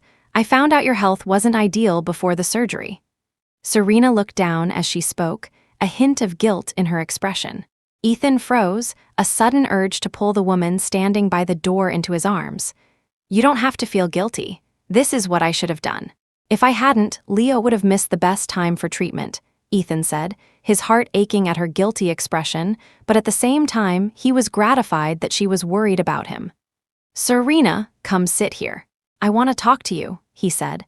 Serena didn't hesitate, pulling up a chair and sitting beside him. "Thank you for your care these past few days. You arranged for the specialist for Leo's surgery, didn't you?" Serena kept her eyes down, not looking at the man in the bed. Ethan couldn't help but grab her hand, holding it tightly.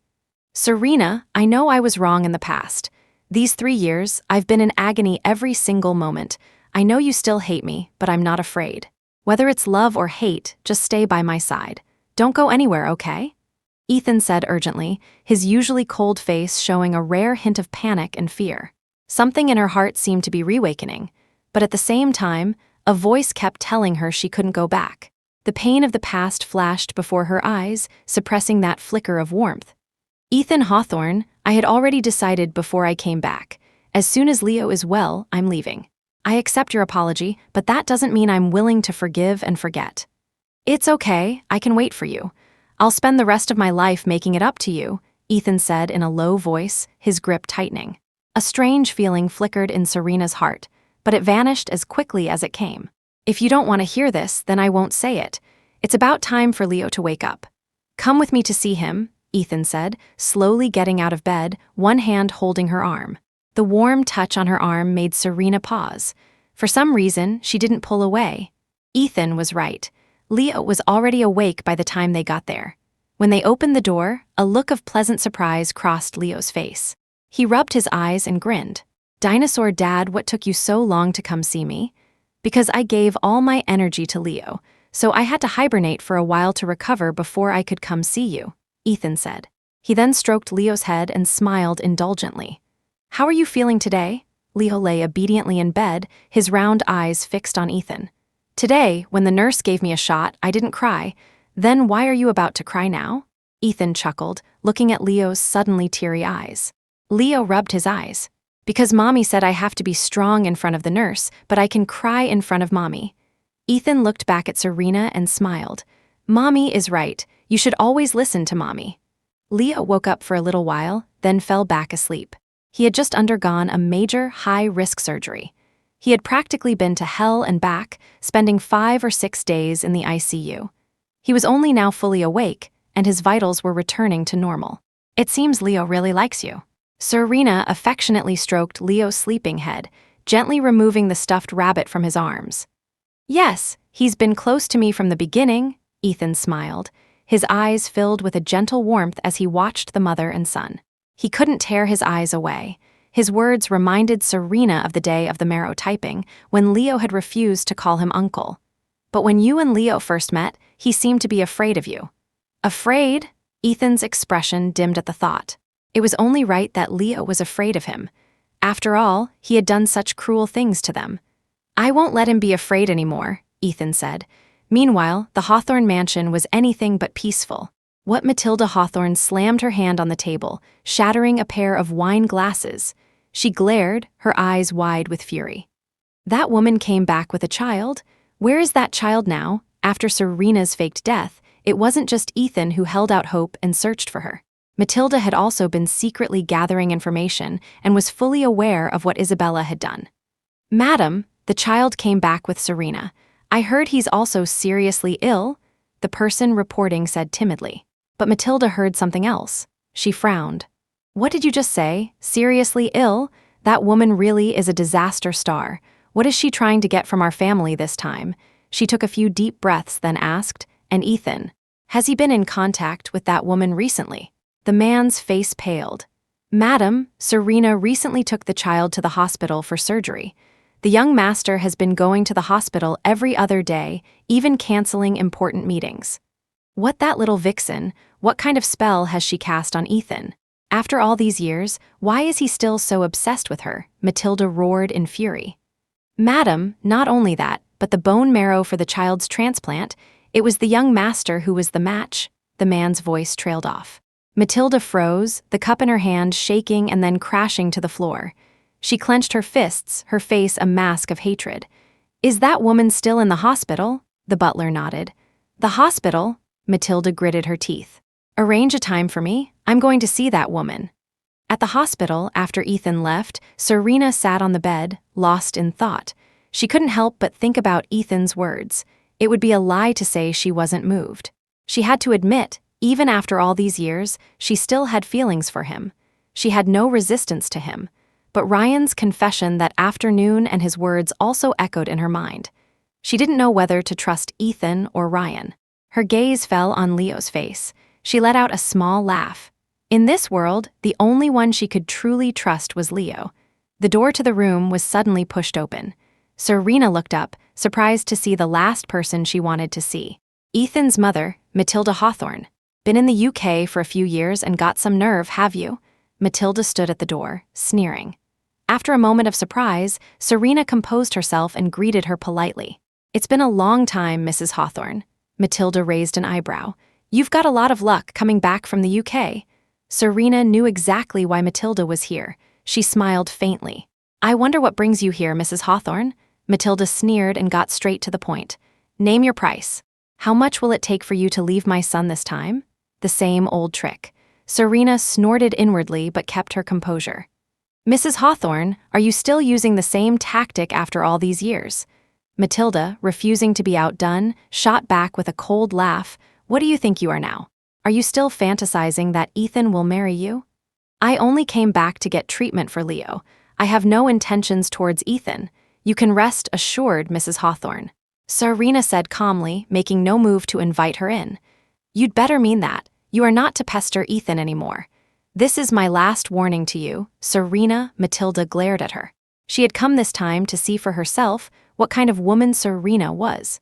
Their brief meeting 5 years ago hadn't given her much time to understand her, and then she had heard about the massive blood loss. Now she was seeing just how formidable this woman was. And that child. Matilda glanced around the room but didn't see Leo. Since you don't want me to have any contact with Ethan, you shouldn't concern yourself with the child either, Serena said coldly, a wave of discomfort washing over her. It was Matilda who had insulted her and driven her away with money back then, and now she was here, demanding to see Leo. Serena found it laughable. Matilda frowned, displeased. Her purpose in coming was to see the child. She had heard it was a boy and he was Hawthorne blood. She couldn't just let the child suffer with Serena.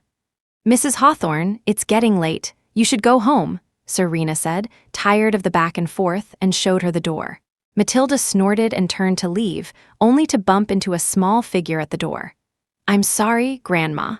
Leo clutched his forehead and apologized timidly, tears welling in his eyes. Matilda was about to lose her temper, but when she saw Leo's face, she froze. Leo looked exactly like Ethan as a child, as if they were cast from the same mold. "What's your name?" Matilda immediately crouched down, her voice trembling. Leo was a polite boy. Though he was scared by the suddenly crying old woman, he answered cautiously, "My name is Leo Hawthorne." Leo. Serena frowned and waved at him. "Leo, come here." Leo hesitated for a moment, then bowed to Matilda. "Grandma, can you please move?" Matilda froze, then quickly stepped back into the room. Leo scurried to Serena's side, Matilda's eyes glued to his small back. He should have the Hawthorne name. Matilda stood at the door, her eyes fixed on Leo. Serena hid Leo behind her. "Mrs. Hawthorne, Leo is my child. Whether his last name is Hawthorne or Morgan has nothing to do with you." Serena took a few steps forward and slammed the door shut, leaving Matilda outside. "Joe, go and find out everything you can about that child." Matilda's face was ashen. Even if the child was Serena's, he was still Hawthorne blood. She couldn't let such a potential problem remain. Meanwhile, in the 15th floor VIP ward, Ethan had just received news of his mother's sudden arrival at the hospital. He immediately got up, ready to go find Serena before his mother could say anything more to her. Just as he pushed open the door, he saw Isabella Vance standing there. "What are you doing here?" Ethan looked at her with disgust and tried to push past her, but Isabella grabbed his arm. "Don't worry, your mother has already left the hospital. Your precious darling is still alive and well," Isabella said in a sarcastic tone.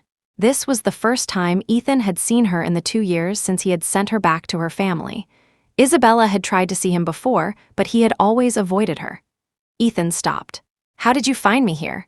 "Only a few people knew he was in the hospital. Your mother told me." Isabella smiled smugly. "Ethan, you see, even if Serena didn't die, even if she had your son, your mother will never let her marry you, never let her into the Hawthorne family." Ethan finally turned to look at her properly, his eyes filled with anger. "And you think, with your current status, my mother would approve of you?" The words hit their mark. Isabella's face turned ashen. "If I can't have it, Serena can't have it either, Ethan. What do I lack compared to her? Why won't you even look at me?" Ethan gave her a cold look and, without another word, walked past her towards the elevator. Isabella looked up, her gaze fixed on Ethan's back with pure hatred. "Ethan Hawthorne, you forced me to do this." She took out her phone and dialed a number. Ethan rushed to the 5th floor, heading straight for Leo's room. "Serena," he burst through the door, calling out her name anxiously, only to stop short. "Leo's asleep." Serena gestured for him to be quiet, pointing to the sleeping boy on the bed. Ethan quietly closed the door, and they moved to the small sitting area. After a moment of silence, Ethan spoke. "My mother came to see you?" Serena nodded but said nothing. They sat on the sofa, a space between them that felt as vast as a century. "I know about what happened 5 years ago. I found out where the money went. I misunderstood you." Ethan spoke softly, a hint of pleading in his voice. "It's all in the past." Serena shook her head, not responding directly. "Serena, I will never let something like that happen again." Ethan suddenly grabbed her arm, his voice earnest. Serena froze and pulled away. "Ethan, I admit I'm a mess when I'm around you. My heart pounds when I see you, when you touch me, but I can forget what happened in the past. I just can't be with you." As she spoke, her voice choked. The old wounds were distant, but they were like scars. They might fade, but they would never truly disappear. I want to start over, but I can't face you. Ethan's outstretched hand froze in midair. He had thought Serena's return was a gift from heaven. He never imagined it wasn't a second chance, that he had no say in the matter. Serena was the one in control.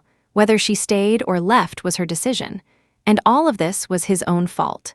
Ethan let out a long sigh and leaned back on the sofa, his eyes dim. Okay, I'll give you time. Think about it. If you want to leave, I won't stop you. But if you choose to stay, Serena, you have to understand, I will never, ever let you go again. The sky was dark, heavy clouds rolling in with visible speed. Ryan Foster stood by the iron gate of the rooftop, his expression cold and tense, a hint of sinister intent in the set of his jaw. So, have you made up your mind? Willing to stoop to my level? Isabella leaned against the railing, laughing, her thin body half suspended over the edge, as if she could fall at any moment. Ryan put his phone in his pocket and took a few steps forward. What do you want me to do? Isabella jumped down from the railing, blinking. I told you, Serena doesn't like you. Instead of watching her be all lovey-dovey with someone else, why not just take her? Ryan frowned and urged, what do you want me to do? To get her to go back to the UK with me? Simple. You know Serena's greatest weakness better than anyone, Isabella said mysteriously. Ryan froze, then understood, his eyes widening. No, Leo is her life. Exactly, that's why we have to start with Leo, Isabella said. Ryan fell silent. Don't worry, we're just going to use him to threaten Serena a little. Then we can blame it all on Ethan. You think Serena won't obediently go back to the UK with you then? After a moment of hesitation, Ryan finally answered, okay. As long as you don't hurt Leo, I can help you bring him here. Since that day, Serena hadn't seen Ethan. It seemed he was keeping his promise to give her freedom. Freedom to decide whether to stay or go. Mommy, what are you looking at? Leo came over, curious, and looked in the same direction, but saw nothing interesting. Serena shook her head and soothed him, her mind going back to Ethan's words. She was torn, not knowing what to do. On one hand, her rational mind told her to stay away from Ethan, to avoid getting hurt again. On the other, her heart longed for him. Room 21, the patient can be discharged today. A nurse suddenly knocked on the door, interrupting her thoughts. Serena shook her head, pushing the thoughts aside, and quickly packed their things, completing the discharge procedures for Leo. Ryan's car was already waiting downstairs. Though they had seen little of each other since their argument, Serena greeted him naturally. What are you waiting for? Get in. Ryan rolled down the window, his usual cheerful smile on his face. Serena studied him for a moment, then relaxed, about to put Leo in the back seat. But Ryan suddenly said, there's a lot of stuff. Why don't you put Leo in the front? Serena thought about it and agreed, placing Leo in the passenger seat. I'm sorry about before. I went too far, Serena apologized. Ryan looked at her in the rearview mirror, his expression complicated. It's fine. Do I look like someone who holds a grudge? Serena smiled faintly, the weight in her heart finally lifting. They chatted for a bit in the car, then Ryan suddenly asked, Leo's been discharged. Have you decided? When are you going back to the UK? I can book the tickets together. Serena hesitated. I haven't decided yet, she said, a little apologetically. Ethan had given her 2 weeks to think, and she really needed to consider it carefully. Ryan's expression darkened, a complicated look in his eyes. Okay, I understand. He said nothing more. Winter days grew dark quickly. Soon, the streets were lit up with neon lights. Serena watched the traffic, her eyelids growing heavy. Just before she closed her eyes completely, she saw a very familiar face. Nightfall Bar. The city's liveliest bar was unusually quiet tonight. The second-floor booths were empty, except for one in the very center, where a distinguished-looking man sat, downing glass after glass of alcohol. Mr. Hawthorne, we have a meeting tomorrow. Maybe you should slow down. Ethan ignored him. The temporary euphoria from the alcohol allowed him to numb his senses, his memories. It allowed him to stop thinking about that woman. Do you know what the hardest thing in the world is? He asked, looking up drunkenly at his assistant. The assistant sighed and threw out a few random answers, only to be met with Ethan's laughter. Wrong. The hardest thing in the world is getting something back after you've lost it. There's no such thing as getting something back. Once it's lost, it's lost. When you find it again, it's not yours anymore. The assistant listened for a while and finally understood what he was talking about. Seeing that he was about to pass out, the assistant quickly propped him up, cleared the table of glasses, and then laid him down on the sofa. But he had barely been asleep for a moment when his phone rang. "Hello, is this Mr. Hawthorne? We just received a distress call." The assistant listened, his face turning pale. He shook Ethan's shoulder. "Mr. Hawthorne, wake up, something's happened to Miss Morgan." Ethan was heavily drunk. It took a splash of cold water to the face to finally wake him up. "What did you say?" Ethan shot up, his earlier haze gone, replaced by a frantic panic. "Quick, get the car to the police station." Now, the car screeched to a halt in front of the police station. Ethan got out and was met by a man coming out of the building, his face anxious. "The distress call came from your sister-in-law around 8:12 p.m. The call lasted 47 seconds. The two of them talked as they walked. By the time they reached the monitoring room, Ethan had gotten the gist of the situation from his old friend, Ronan Pierce. "The last person Serena saw was Ryan Foster?" he asked, looking at the file. Ronan nodded. "Our initial assessment is that there's a high probability Ryan Foster kidnapped her and Leo." Ethan's face was expressionless, but the panic in his eyes was palpable. He pointed to Isabella Vance's name. "Check her." Ronan had his men start the search. Ethan, however, was thinking about what had happened at the hospital yesterday. After a moment of thought, he called his mother. "Mom, Serena and Leo have been kidnapped. Do you know anything about this?" His voice was ice cold. "Ethan, what are you talking about?" "I don't know anything." Matilda's tone was dismissive, as if it were a trivial matter. Ethan frowned. "Isabella Vance came to see me at the hospital yesterday." "Did you two plan this?" he asked, his question a direct accusation. Matilda could no longer pretend. "Yes, it was me. Serena had a child and refused to give him to the Hawthorne family. What does that tell you? She's just after our family's money, trying to use the child to get it all." Ethan closed his eyes and pleaded softly, "Mom, just bring Leo back." "Leo isn't with me. My only intention was to bring the Hawthorne bloodline home. I don't know where he is." "Could it be a mistake?" Ronan scratched his head. Just then, an officer exclaimed, "The person with this phone just made another call, but it didn't go through." Ronan's face lit up. "Can you pinpoint the location?" "It's somewhere in the Old City District." "We need more time for a more precise location," the officer said. Ronan let out a breath and was about to turn and tell his friend the news, but he was already gone. "Damn it," Ronan cursed, then grabbed a few officers and followed Ethan's car. In the dim room, Serena slowly regained consciousness. Her phone was still on the call screen. She looked around the empty room. Leo was nowhere to be seen. She frowned and quickly redialed, but the iron door next to her began to rattle. One bang, two, three. The sound grew more violent until the door was kicked open. "Serena," Ethan rushed to her side, pulling her into his arms, his voice frantic as he tried to soothe her. "Don't be afraid, I'm here. I'm here to save you." Serena was trembling all over. It took her a moment to form a complete sentence. Leo is gone. We have to find Leo," she said. Ethan took Serena home. Ronan, based on the clues Serena provided, started by investigating Ryan Foster and found that he had indeed been in close contact with Isabella Vance over the past few days. "Before I passed out, I think I saw Isabella's face.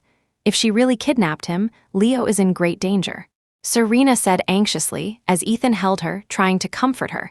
On the rooftop, the wind was bone-chilling. Isabella stared with amusement at the sleeping boy on the ground.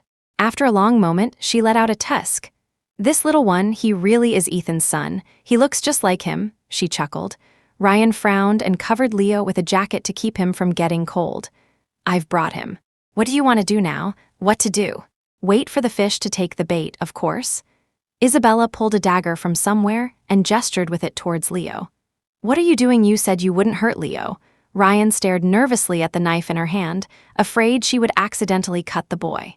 Isabella just laughed, pointing the tip of the knife at Leo, then took a few pictures with her phone and sent them to Serena. "You said you were just going to threaten them," Ryan said, a growing unease in his heart as he watched Isabella with the knife. He sensed something was very wrong. Isabella's laugh was venomous. "Threaten. If you don't use a knife, don't draw a little blood, they won't know what real fear is." "You promised me you wouldn't hurt Serena," Ryan shouted, but Isabella easily pushed him away. "Promise. When did I promise that?" she sneered, her eyes suddenly turning vicious. When no one was expecting it, she lunged, stabbing towards Leo. Luckily, Ryan was quick. He threw himself in front of the boy, taking the blow.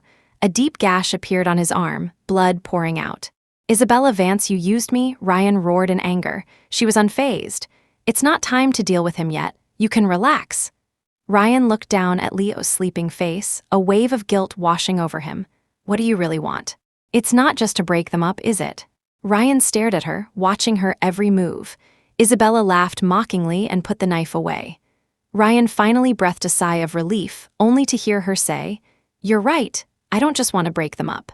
I want Serena dead, and I want Ethan to love me, to have no one else in his heart." Ryan roared in fury. "That's impossible, I will never let you hurt Serena." He rushed forward and scooped Leo into his arms, about to run downstairs, but Isabella just sneered and plunged the knife into his arm. Ryan cried out in pain, but refused to let go of Leo. "You're quite the devoted one, aren't you? But what good does it do? You're still just an obedient little dog," Isabella sneered. She found an iron pipe from somewhere and brought it down hard on the back of Ryan's head. "Any leads today?" Serena asked, looking at the file. Ronan shook his head and sighed. "They must be in the same area where they found out I was still alive." Serena was frantic, but there was no trace of Ryan or Isabella. "What about Ryan Foster? Any news on him?" Ethan asked, his eyes filled with anxiety. Ronan shook his head. "We investigated his movements that day." He paused. "We found that he's very good at covering his tracks. He switched cars several times, and we couldn't pinpoint his final destination. As for Isabella Vance, we contacted her family, but there are no other leads. We did get this, though." He tossed a folder onto the table. Ethan flipped through it, his expression changing. Seeing something was wrong, Serena took the folder and looked through it. The words "history of mental illness" were prominent on the page. Her face paled. "What's her condition now? Is it stable? What are her symptoms during an episode?" A person having a psychotic episode is unpredictable. That meant Leo was in a situation that could explode at any moment. He was in imminent danger. She couldn't just sit and wait. "I'm going out to find him." Serena couldn't wait any longer. She didn't know where her beloved son was sleeping, what he was eating. In a panic, she got up and rushed towards the door, but Ethan stopped her. "Serena, calm down. Panicking won't help. Trust me, I won't let anything happen to Leo." Serena gradually calmed down, but she could no longer control her emotions and broke down in tears. Ethan comforted her for a moment, then his phone vibrated. He had received a text message. It was a photo, a close-up of Leo's sleeping face. Ethan's expression changed. He quickly showed the phone to Ronan, telling him to trace the location. Just then, an officer came in. "Chief, there's a man at the door who wants to turn himself in." Ronan frowned. "Let him in." The sound of stumbling footsteps came from the doorway, and a tall man appeared. It was Ryan Foster. He was a complete mess, his upper body covered in blood. "Serena," he whispered. But Ethan grabbed him by the collar, his voice filled with rage. "Where is Leo? Where did you take him?" Ryan swayed, his lips pale. He stammered, "I'm sorry, it's all my fault." Serena's eyes were red. "Ryan Foster, tell me, where did you hide my Leo?" Ryan suddenly dropped to his knees. "Serena, I'm so sorry." Ryan's eyes were bloodshot, his arm covered in dried blood. He looked more exhausted than ever. "Where is Leo?" Serena's voice was a hoarse whisper. "It's all my fault. If it weren't for me, Leo wouldn't be in danger." Serena gritted her teeth. "What did you do? Where is he?" Ryan flinched. "It was me. I kidnapped Leo. I listened to Isabella's lies." He confessed everything. As he spoke, Ronan had his men go out to search, but the location Ryan gave them was already empty. "There are clear signs of activity here. They must have left recently." Looking at the messy rooftop, one of Ronan's officers reported back. Ronan nodded and looked at Ethan. "Ethan, the surveillance around here is not great. It's going to be hard to track them." Ethan bit his lip and squeezed Serena's hand reassuringly. "Don't be afraid. We will find Leo." Serena nodded, but her hand clutched Ethan's sleeve. Her heart was in turmoil. Isabella was a vicious woman who didn't play by the rules. She didn't know what would happen to Leo in her hands. "Sister-in-law, don't worry. She must have kidnapped Leo for a reason. She won't do anything to him for now." Serena nodded, but just then, her phone buzzed with a text. It was a video from Isabella. In the video, Leo was unconscious, his face pale. Isabella was holding a knife, waving it back and forth in front of his face. "Where is this?" Serena cried out, her heart clenching. "This is the abandoned building I took you to," Ryan suddenly said, his face filled with guilt, unable to meet Serena's eyes. "She promised she wouldn't hurt Leo, that's why I brought him out." Serena turned away, not wanting to look at him. Ryan knew he was in the wrong and stood quietly to the side. "I got it too," Ethan suddenly said, holding his phone, his brow furrowed. Serena quickly leaned over to look. The new video showed Isabella in a black wedding dress, sitting on a sofa, smiling at the camera. "Ethan Hawthorne, you must be looking for me everywhere right now. Don't bother. I'll tell you where I am. You come here obediently. Otherwise, I'll torture your precious son." The screen went dark. Ethan's phone buzzed again with another text. It was short and to the point, just an address. The police had been monitoring the call, and in that limited time, had managed to pinpoint Isabella's location. "The text says to be there tomorrow at noon, just the two of us," Ethan said, reading the message aloud. "If you guys come with us, it could be bad for us," he said anxiously to Ronan. Ronan nodded. "Isabella is in a very unstable state, and she has a hostage. Tomorrow, you and sister-in-law will have to go in, as she says, distract her. That will give us a chance to rescue the hostage." Serena nodded in agreement. "Isabella is alone, but in the video, the room was dark and there was water on the floor. I don't know if she'll do something extreme." "It's possible," Ronan said, studying the deployment map. "I'll go with you," Ryan suddenly stepped forward. "This whole thing happened because of me. I will protect Leo, no matter what." He was too ashamed to look Serena in the eye. "And if I pretend to side with her, she might let her guard down." Ronan nodded. "You're right. Isabella is hostile towards Ethan and sister-in-law. Maybe you can stabilize her." The next day at noon, they split into 3 teams and set out for an old residential building in the south of the city. "This is it." Ronan stopped the car 100 meters from the target location, glanced at his phone, and whispered. He waved his hand, and the plainclothes officers in the cars behind him got out. Serena sat distractedly in the passenger seat, her mind filled with images of Leo. Ethan quickly drove to the entrance. Looking at the closed gate, he gently squeezed Serena's hand, telling her not to be nervous. "Serena, I'm sorry." Ryan also got out of the car. As they walked towards the low-rise building, he grabbed her hand and said in a low voice. Serena glanced at him, silently pushed his hand away, and turned to follow Ethan. The building was old, and the surrounding houses were mostly deserted. Even though it was almost noon, it was eerily quiet. Ethan knocked lightly on the door, with Serena and Ryan behind him. After a long wait, the door didn't open, but Ethan received a text telling him where the key was. Ethan found the key, and the 3 of them entered. The room was dark, and the moment they opened the door, a musty smell hit them. "Isabella Vance, we're here as you asked." Ethan stood at the entrance, shielding Serena behind him. He waited until his eyes adjusted to the darkness, before shouting into the room. The lights in the house suddenly turned on, and the 3 of them finally saw the layout. The entire first floor was empty. The windows were covered with blackout curtains. By the staircase was a sofa, exactly like the one in the video. This had to be the place. Serena's heart pounded as she anxiously searched for Leo, heading straight for the stairs. Serena, Ethan, and Ryan called out at the same time. Ethan quickly caught up to her and took her hand. "Don't be impulsive." Ryan looked at their backs, a bitter taste in his mouth. Just then, a female voice came from above. "You're finally here. Ethan Hawthorne, you've kept me waiting so long." It was Isabella's voice. The 3 of them stopped and looked up. Serena realized the first and second floors were open to each other. She could see the ceiling of the second floor, and right above them, several cameras were installed. Ethan pulled Serena closer, his eyes scanning the surroundings warily. "Isabella Vance, we're here now. You can state your demands." Isabella laughed, her voice a little crazed. "Any demand? It seems you really care about that illegitimate brat Serena gave birth to." With that, the sound of Leo's frightened sobs came through the loudspeaker. "Mommy, where are you? I'm so scared." Leo, where are you?" "Don't be afraid, Mommy's coming to save you." "Isabella Vance, if you hate me, then come after me. This has nothing to do with Leo," Serena shouted desperately. But Isabella replied, "Oh, really? Since you're so willing, I'll give you a chance. Come up to the roof now and trade yourself for your son."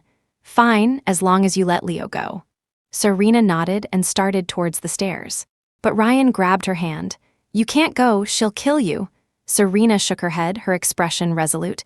"Leo is in her hands, I have to go no matter what." Guilt washed over Ryan. He looked at her deeply. "I'll go with you. This is all my fault." Serena didn't refuse, and they went up to the roof together. But the roof was empty. Ethan had wanted to go with them, but seeing Ryan go, he felt a little more at ease. He needed to stay here and handle Isabella. "As long as you let Leo go, I'll agree to anything," he said, staring at one of the cameras. "Anything?" Isabella chuckled sarcastically.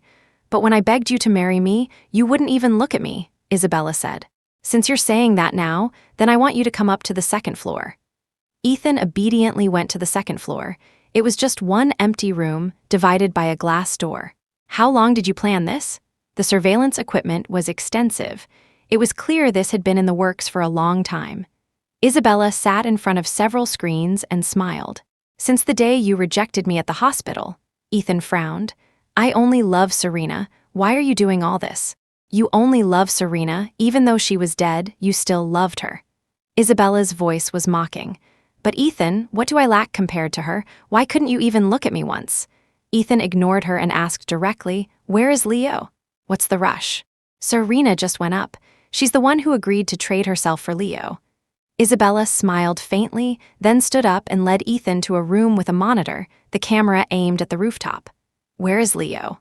The door closed and Ethan pressed, his eyes burning with urgency. Isabella pointed at the screen. "What's the rush? You'll see in a minute." Ethan's gaze shifted to the monitor. In the frame, Serena and Ryan were walking onto the roof. He clenched his fists. "What are you trying to do? Don't you want your son? Then trade Serena for him." Isabella spoke into a microphone.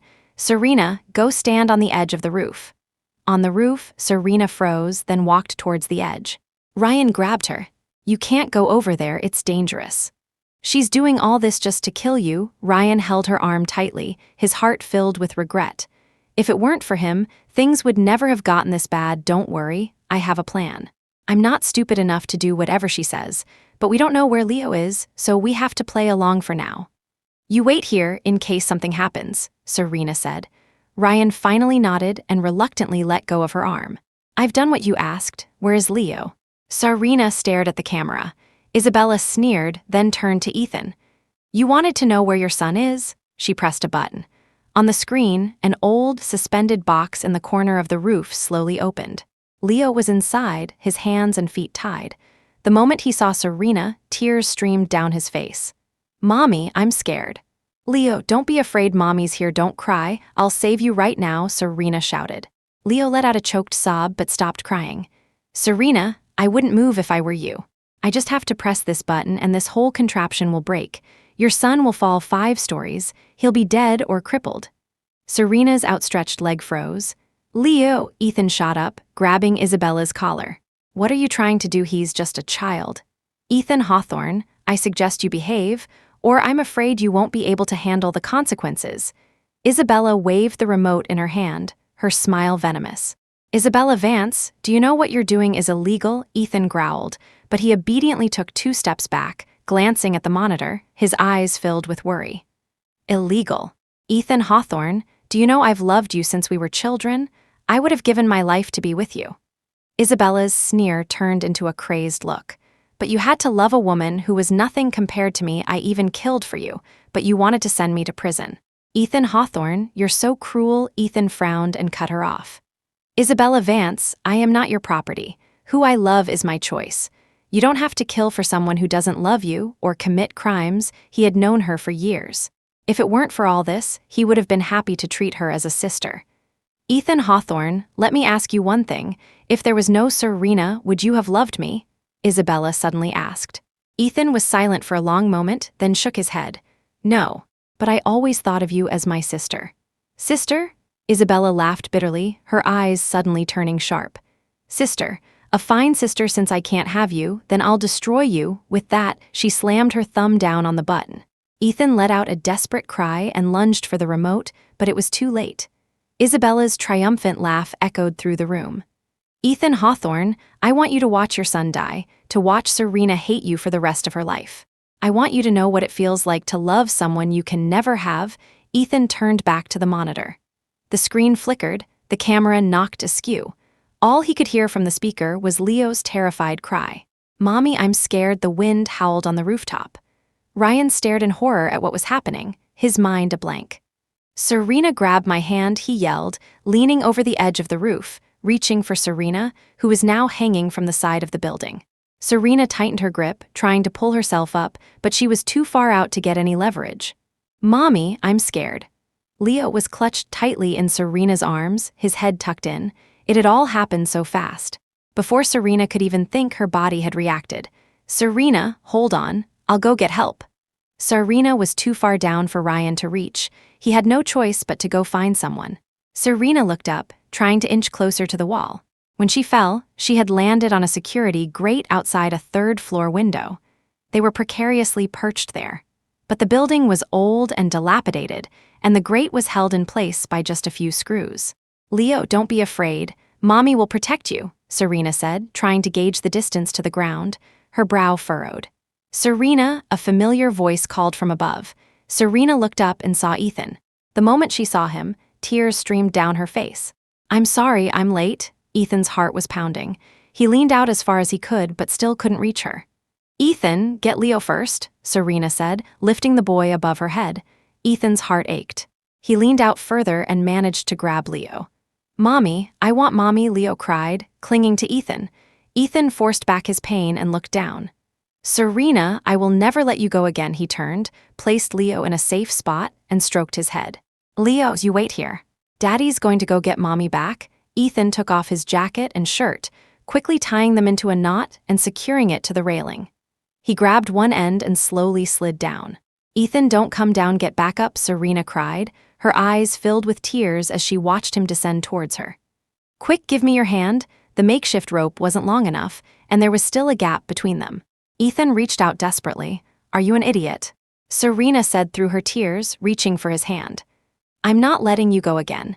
Not even in death," Ethan lunged, grabbing her arm, his grip firm, his voice resolute. Serena looked at him, moved, a surge of love washing over her. It was only at this moment that she truly understood. All her previous worries were meaningless. Ethan was willing to risk his life for her. What more proof did she need of their love? She smiled faintly and choked out, "If we both survive this, let's get back together." Ethan froze, his grip tightening. "Serena, I will not let anything happen to you. You can doubt me on anything else, but believe me this one time. Don't be afraid, we just have to hold on a little longer. Ronan's men are nearby, they'll be here soon." Ethan saw the police cars approaching in the distance and let out a small sigh of relief, his grip tightening even more. Serena was losing her strength. She looked up, exhausted, and smiled. "I believe you." Just as she spoke, a tearing sound came from above. Serena's eyes widened in horror. Ethan, the makeshift rope, couldn't support the weight of two people. It was already half torn, and Ronan's team hadn't arrived yet. "Serena, I didn't cherish you before. If we both survive this, I'll spend the rest of my life making it up to you." Ethan's face paled, but his grip on her arm only tightened. Serena's vision was blurred with tears. She nodded faintly. With a final rip, the fabric gave way. In the moment of their fall, he held her tight and they plummeted together. Serena squeezed her eyes shut and hugged him back fiercely, but the expected pain never came. They seemed to have landed on something soft. Serena, lying on something soft, slowly opened her eyes. "Good thing I made it in time." A cheerful male voice came from above. An inflatable cushion had been set up just as they fell. They had landed on it directly. The fall wasn't too high, and they were both safe. "Hurry up, get me that Isabella Vance and bring her down," Ronan shouted, turning to his team. Two squads immediately split off and rushed up to the roof to apprehend her. "It's over. We're safe." Ethan let out a breath and laughed, holding Serena tight. Serena said nothing. They just looked at each other, their eyes reflecting one another. "All right, you two, stop with the public displays of affection. You're making me sick," Ronan yawned, teasing them. He then grinned and sidled up to Serena, greeting her respectfully. "Nice to meet you, sister-in-law." He then winked at Ethan. "Sister-in-law is so beautiful. I wonder if she has any sisters she could introduce to us brothers." "Come to the wedding in a bit," Ethan replied, in a good mood. "Daddy," a small, high-pitched voice cried out, and a tiny figure rushed out of the building. Leo's face was red, his eyelashes still wet with tears. He threw himself into Ethan's arms and wouldn't let go. Ethan wiped his tears and soothed him. "It's okay, it's all over now." Serena also hugged her son, comforting him. Ethan looked at the two of them, a final wave of relief washing over him. Isabella Vance was convicted of attempted murder. Ethan handed over all the evidence he had collected over the years, implicating several members of her family. After their rescue, Ethan was fine, but Leo was hospitalized for shock and exhaustion. Serena was peeling fruit for Leo in the hospital room. The local news was on TV. When Ethan heard the report, he glanced at Serena, about to say something. Serena's expression was calm. She handed the peeled apple to Leo. "Okay, let's change the channel. There's nothing to see." Ethan relaxed, his hand, which had been clutching his phone, also loosening. He hung up. "The doctor said he can be discharged tomorrow," he asked, stroking Leo's head. "Yes, the doctor said he's mostly recovered." Serena smiled wearily, turned off the TV, and replied casually. Ethan smiled and took her hand, his voice filled with joy. "After Leo is discharged, we'll get married. Isn't that a little fast?" Serena blushed and looked down. Ethan pulled her into his arms, his voice more serious than ever before. "Serena, we've missed so much time, so many misunderstandings. Now that it's all over, will you marry me? Will you spend the rest of your life with me?" Ethan's voice was quiet, but every word was clear in Serena's ears. Her heart pounded like a drum. She slowly nodded. "Serena, marry me?" Ethan produced a diamond ring from nowhere, knelt on one knee, and held it out to her. Serena's eyes welled with tears. She wanted to cry, but she had never been happier. "I will," she said, taking the ring and placing it on her finger. They embraced tightly in the hospital room. Serena and Ethan stayed at the hospital day and night. Just before Leo was discharged, an unexpected visitor arrived. Serena saw Matilda Hawthorne standing at the door and, after a moment's hesitation, was about to close it. Matilda quickly blocked the door. "Serena, I'm not here to make trouble for you." Ethan, hearing the commotion, came over. Seeing it was his mother, he reluctantly opened the door. "What are you doing here?" Matilda looked older, more tired, with more white in her hair. She sighed, looking at the two of them.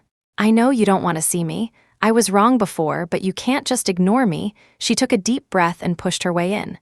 "I know you resent me. I was wrong in the past. But you should at least tell me about your wedding." Ethan glanced at Serena, then sighed. "The wedding is next month. If you want to come, you can. Just don't try to stop us." Matilda finally relaxed and smiled, her eyes searching the room and finally landing on Leo. "Then, about changing the child's last name, that should be on the agenda soon, right?" Ethan didn't answer, just looked at Serena and said flatly, "That's up to Serena. If she wants to change it, she will. If not, she won't." Matilda frowned, about to argue, but when her eyes met Serena's, she looked away guiltily. After seeing Matilda off, Serena went downstairs to get lunch for the two boys in her room, only to see Ryan Foster waiting on the first floor. She hadn't seen him since the incident. Serena was about to just say hello and leave, but Ryan called out to her. "Serena, I want to talk to you." Serena remembered seeing Ryan in the corner after her rescue, covered in blood. Her heart softened and she agreed. They found a coffee shop near the hospital. Serena took a sip of her coffee. "Are your injuries healed?" Ryan seemed a little flattered and rubbed his nose. "They're fine, just some scrapes." "How about you? Are you okay?" And Leo, was he too scared? Serena shook her head, a faint smile on her lips, softened by the steam from her coffee. "I'm fine, but Leo, he's been having nightmares since then.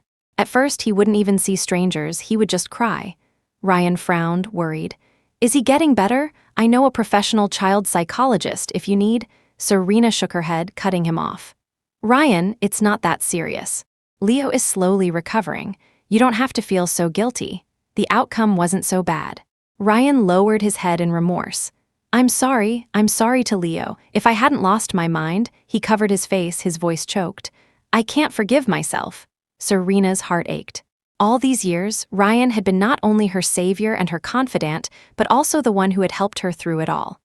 "Ryan, I don't blame you, and Leo doesn't blame you either," Serena said softly. Ryan gave a bitter smile. He knew that even though Serena forgave him, things would never be the same. He wiped his tears. "I heard you and Ethan are getting married soon?" Serena nodded and handed him an invitation. Next month, I hope you can come. Of course, I have to be there. I've never seen you in a wedding dress, Ryan said, forcing a smile as he took the invitation. Great! Leo's been complaining that no one tells him bedtime stories anymore, Serena said with a small smile. Ryan froze, then looked away.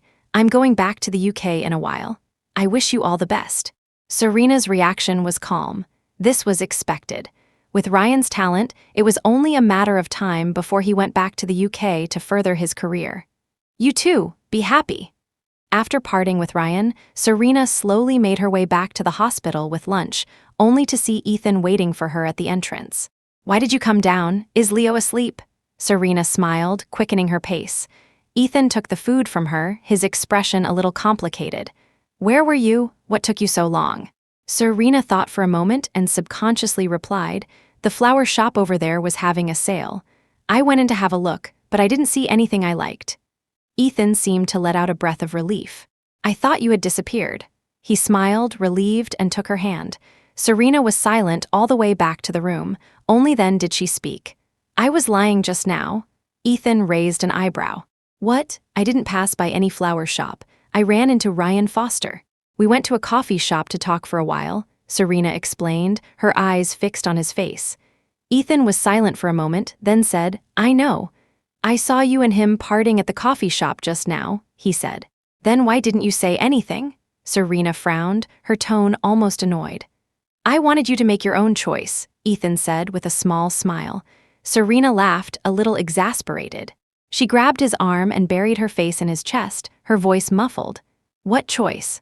You're my only choice, Ethan froze, then hugged her tightly, the weight in his heart finally lifting.